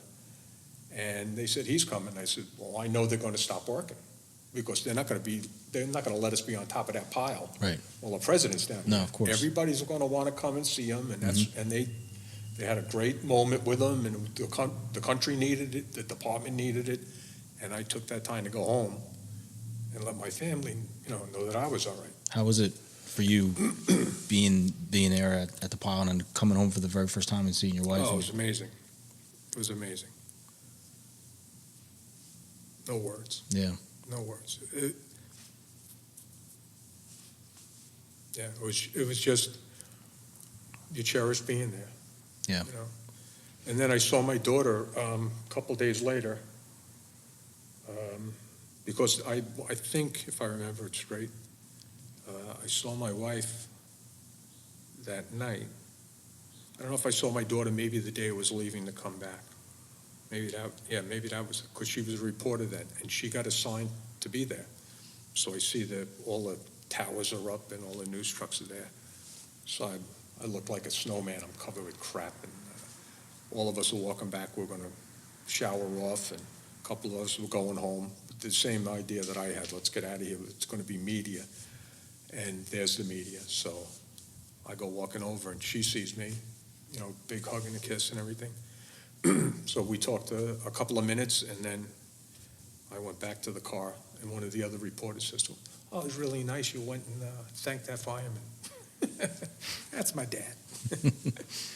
But yeah, it affected all our families, and all of the brothers we lost, their families, and all the families of the civilians that were there. And then even all the firefighters from around the country. Right. One of the things that struck me the most about the whole thing was, sadly, New York City Fire Department loses a lot of firefighters historically. Big giant buildings, big horrible fires, and we fight aggressively, and people get killed. And nothing to be proud of, but that's just what happens. And we have a certain level of funeral that we try to give our brothers. It's the least you can do. It's the only thing you can do. 100%. And we couldn't do it. There was just too much to do. There was just too many people, too much to do, too many places to try to be at the same time. And the guys from around the country came and did it for us. That's special. And you know what? If that doesn't strike to what we are and what this brotherhood means, I don't know what is. Yeah. You know, if you can pick up and show up at someone's funeral, you don't even know who he is or who she is, but they're family. That's an important bond. Yep. You know, Yeah, that was moving for me. looking back at your time, FDNY, I mean, the people you were able to work with that were lost on one day, one event, one day. Do you cherish those times, or the times that you reflect back on certain things they told you that stick with you to this day? Oh, yeah. Each guy was different. Each guy was funny in their own way. They were all wonderful guys. They were human. Right. You know, every single day isn't perfect. So there were days when you weren't happy to see this one or that one, and they probably weren't happy That's to life. see me. Yeah, sure. Yeah, and that's how it's supposed to be. They were great guys. It was an honor to work with them. Sadly, I worked with a number of different fellas that were killed in the line of duty. And like we said all the way at the beginning, it started here early in my career, and sadly that was part of it. And one of my better friends was a captain in the city. I had a little T-shirt business with him, and he got killed in the line of duty. And I was still in ladder 25 then, and it was, you know, it's heartbreaking. There's no easy way to go to a friend's funeral. No. Especially when they're dying before they're supposed to. Absolutely. Yep. You know, and that's across the country, whether you're, you know, in a police car or a fire truck or an ambulance, or you're in the military. You know, we used to teach CERT classes, and at first I thought it was stupid. Why are we teaching civilians? But I embraced it, you know, and even just to give them ammunition to take care of themselves in a hurricane or whatever. And I used to tell them that there's two kinds of people in the world. Something bad happens across the street, cops, firefighters, doctors, the military, lifeguards, they all run across the street. And everybody else stands over here wringing their hands that something bad happened across the street. Right. Welcome to this side of the street, because now you've decided that you want to do that. And when you get a civilian that wants to do that, you're not just a civilian anymore. Right. It's Now pretty powerful. Yeah, you're somebody special. And being a firefighter, to me, is another thing I like to tell young guys. Lifeguards risk their lives in big waves, but they can't calm the sea. Cops go get bad guys and put them in jail, but maybe they get out on bail, or maybe they do their time and they're back out on the street. Right. We stop elemental nature. You put a fire out. Every single fire I went to, as far as I know, is out. So we have that luxury of not only stopping and battling elemental nature, but when we're done with our job, we're done. Right. You know, it's like the poor cops, you know, they got to go to trial and all. It's just like biting your tail, you know, it goes round and around and around. Right. The vicious circle. Yeah, we get to go, it's over. So Paul, after 9/11, and you lose these firefighters, but the experience that was lost Yeah. in that one day, Yeah. how does Rescue 1 recover from that? Like, there has to have been guys to replace those fine guys, our brothers that we lost. We had to replace those guys with people who probably weren't, would you say, ready or ready for the task of Rescue 1? Nobody's ready. And not to give it a bad analogy, but look at the Yankees right now. Half the team is hurt. Right. Their starting lineup is out. And they got all these kids in there that are hitting home runs and running around the bases and making diving catches and everything. I think like what a good opportunity that is to show what you got. It certainly is. And it's not that baseball equates anyway to firefighting or 9/11 certainly, but you rise to the occasion. And when the new guys came, because there was this whole thing, they didn't know what to do in the beginning. They wanted to keep us in case something bad happened. But then you're just sitting in the building looking at the walls. They wouldn't let us go be a rescue company anymore. Plus, we weren't really that well staffed. They had to change all the different, if you look in the book, it's all the different ways. They finally figured out how to get us back to work. And thank God, because guys were going crazy.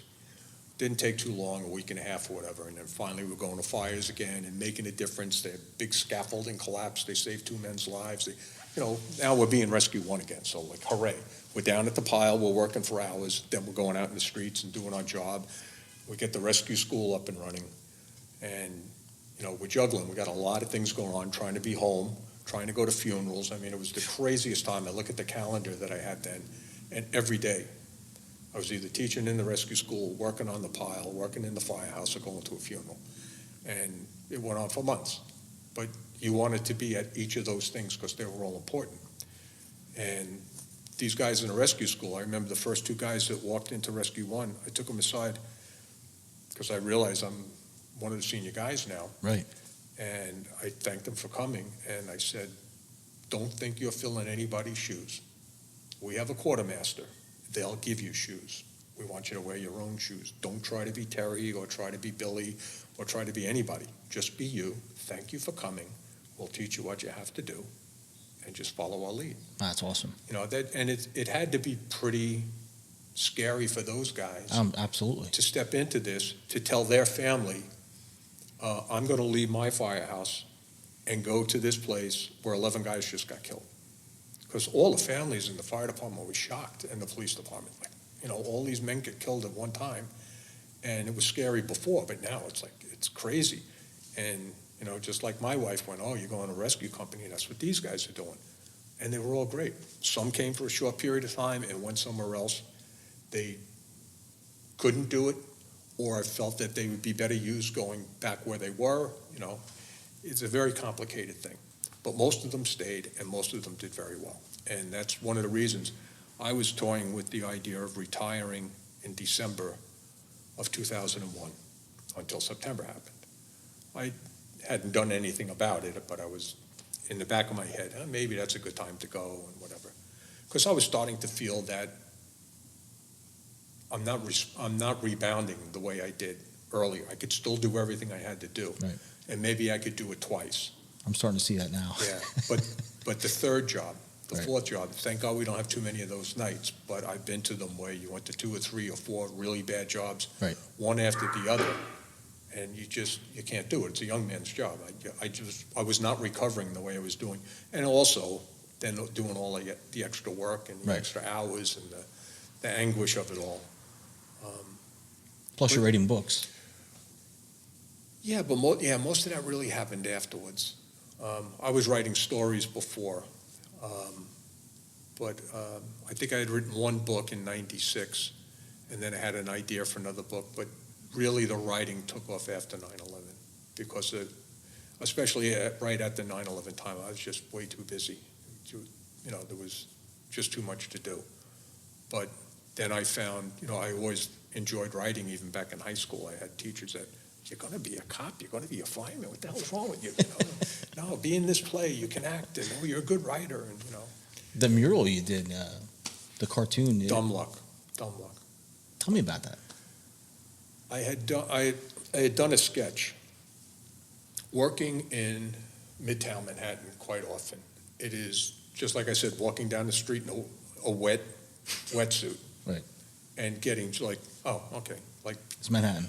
yeah, it's Manhattan. It's a screwy thing. I mean, Right. I don't like the dirty Elmos and all that now. I'd rather see the hookers that used to be there, because I think they were less abhorrent than these things.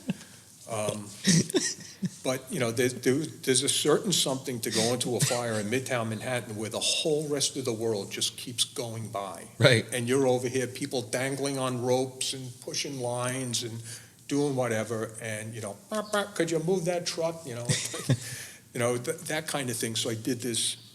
It started out as a sketch, and then I decided to do it as a poster. And I did a photocopy of it, and I hung it on the refrigerator in the firehouse, and went on a 72-hour swing. So I'm off for 3 days now. I just did my... Right, so everybody in the house has seen it. So I come back, and there's names written next to people, you know, different characters. Right. And I hadn't drawn, except for one guy. I put a little guy with a cigarette in his mouth like Joe Angelini. So, but nobody else was really meant to be anybody. Okay. And then, you know, guys are saying, "Oh, I love that. Could you do it on a wall?" So I'm laughing, like, "What wall?" You know? Yeah. No, there's no wall. So a couple of guys kept saying, yeah, do it.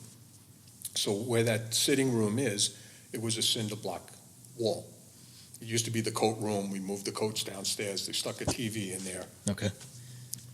So I think I went on half a vacation, and I came back, and we have some very talented guys there, and they had put up sheetrock and glazed it perfectly. I mean, Michelangelo would have loved this. Like, wow, it was. So now you have a canvas. So I'm looking at it. I said, "Oh man, now I have to do it." Right. So I started doing it. I made a deal. They were a little suspect of my cooking to begin with. So my thing was, I'm the chauffeur. I'll take care of the rig. Right. And I'll work on the wall. And they said, "Yeah, we got the rest. Don't worry about it."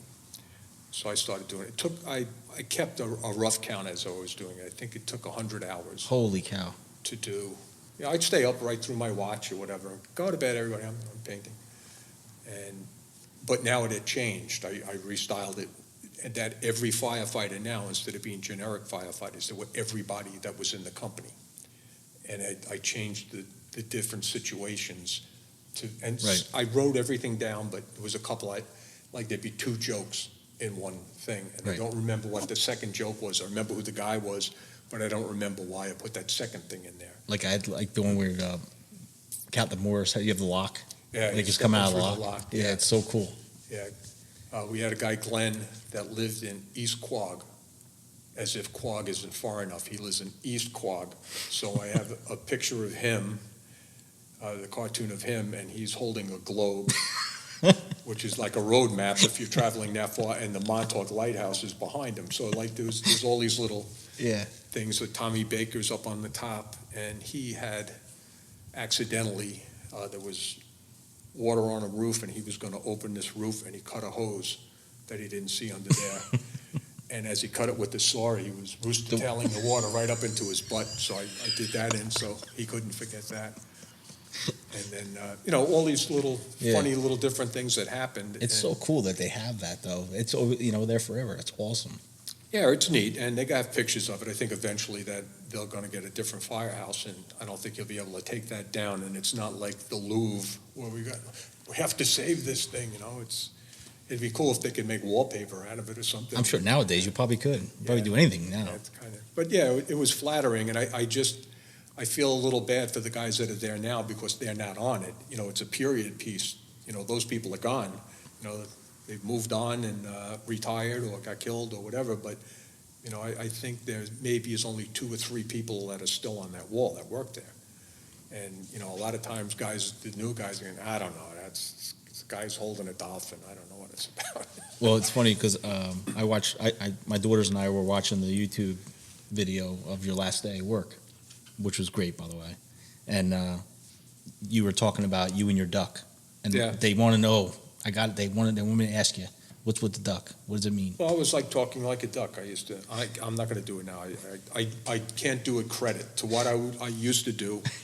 I was world-class duck, but not anymore. But it was a funny in-house thing too, because when I was first there, Captain O'Flaherty was the captain, and if he'd say, "Oh, we're going to do something," and I could turn around as the duck and complain, like, "Oh, we're not doing that," but in a duck voice. So he didn't know what to do so guys thought it was cool that I could be, breaking on the captain a little bit, but it wasn't me. It was this duck. Right. So, and they started calling me Duck. So that's how it just stuck. That's awesome. So it was me and my duck taking notes. Right. What's happening around us. Do you ever watch that? I've seen the video once. I tried to show my grandkids recently, and I love it.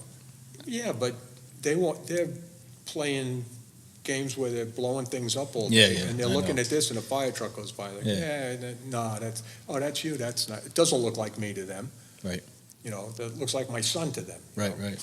Where's your white hair? Like, let's go. Who is that? They don't know. That's nice, Papa. Yeah, thanks a lot. When you were back in the rescuing for the last time, and you said this is going to be a rough ride. What was? I mean, was it hard to walk out that door? Oh, it wasn't. It wasn't. I knew it was time, so that was good. But actually doing it, that was the tough thing. Right. And God bless them, they were a great film crew, but they wanted to follow me right up into the shower. And I said, no. Yeah. When I tapped my helmet, like, that's a good run. Right. That's turn it off. We had a party down the corner, and I didn't want a big party. When I was chief in Freeport here, and Terry, on occasion, because Terry he wasn't a teetotaler, but he wasn't much of a drinker. And we had this little thing where I would walk in, and I'd at the start of a tour, even before, as soon as I came in, I'd walk into the office before I got changed, and I would just bellow, "Captain, my captain," and he would go, "Chauffeur, my chauffeur." And I'd look in the daybook and see if we had anything planned or what's going on. And occasionally when we were getting off, he would ask me, "Oh, we're going up to the corner, you want to have a beer?" Now, I have the Freeport chief car outside. Right. And the responsibility that came with that is there's meetings all the time. Yep. And I'm trying to, it didn't seem like it to them, but I'm trying to also include my family in my life, and I kept putting them off. Next time. And then after I got out as chief, I think I turned Terry down one more time, and then 9/11 happened. And that was one of the things I regret about the whole time in the company is I didn't go down to the corner with him.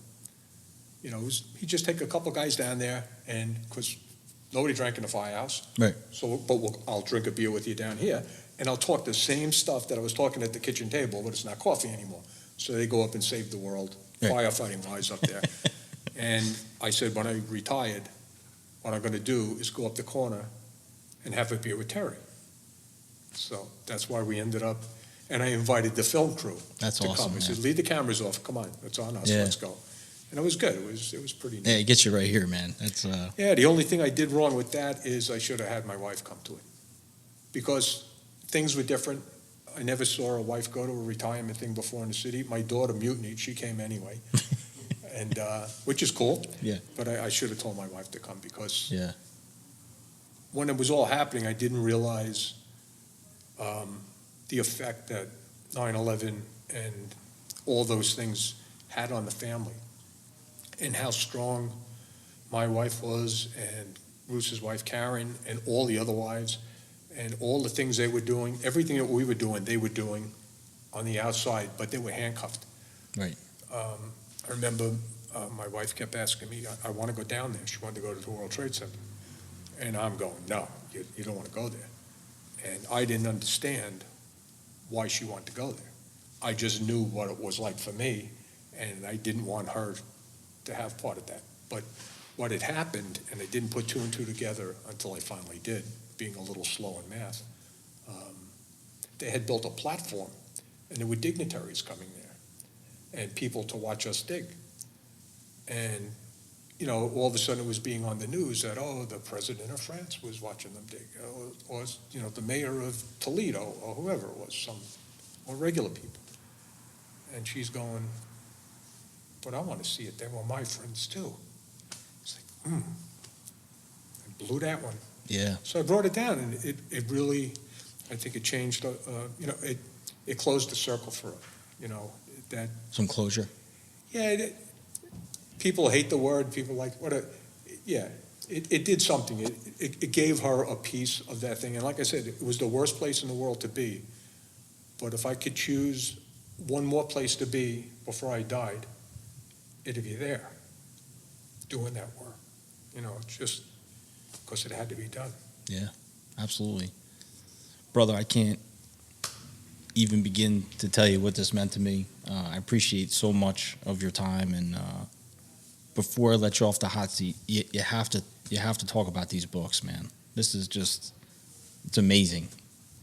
Talk about your work. Well, the whole thing started, I'm a young guy in Rescue 1, and there was a book, Building Construction for the Fire Service by Francis Brannigan, the first edition of it. And I was given a bunch of reading material, and that stayed at the house watch. And that was one of the things I was told to read, because now you're going to building collapses. So read all about this and learn the terms and everything. I've always been a voracious reader, and I was just going through everything they were recommending, and I'm flipping through this and flipping through this. And there was a footnote that said, talking about a certain type of building fire, blah, blah. And here was a footnote about the equitable building fire in 1912, and that a full-blooded American Indian member of the fire department made a rescue there, and blah, blah, blah. Wow. Now, at that time, I thought that I had Indian heritage, because, as I found out later, my other grandfather, that wasn't the firefighter, he had been in the Navy. He was a CB and got banged up in World War II. And he used to tell us that we were Indians. Turns out that he was raised by a woman that was an Indian. Oh, okay. And I think he believed he was. Right. But turns out that he wasn't, because we did that swab thing and we weren't. It broke my heart, but what are you going to do? But anyway, we used to sit there with this other grandfather when I wasn't driving the one crazy to take me to the firehouse. I was with this guy, and we used to watch John Wayne movies and root for the Indians. So, give me the question again. How did it come to be that you start writing these books? So the footnote, the Indian thing, yeah. So I start doing research, the Indian thing. And by luck, one of the guys that was also a member here and was a city firefighter, Vinny Segreto, who's retired and in Florida now, he was banged up. He worked down in 10 truck. Then they closed 10 truck, he went to 1 truck. And he worked with Joe Angelini as firefighters. And Vinny got banged up on the job, so he was working in the Union store, which is the precursor to the quartermaster. So if you needed uniform stuff, or whatever, you went to see Vinny. Right. They get a letter. He's the guy you want to know. Yeah, especially in those days. Yeah. So they get a letter from a woman who wants a patch. Turns out her father was a firefighter back in the day, and she's got his scrapbook, and she wants a patch. Well, it's Seneca Lark's daughter. Yeah. So Vinny reads this. He heard me talk about it, photocopies the thing, gives it to me. I write her a letter. Scrapbook, that's awesome. Get the whole scrapbook from her, and this is in a day before, photocopiers were in people's homes. You had to go to the library or something. It cost money.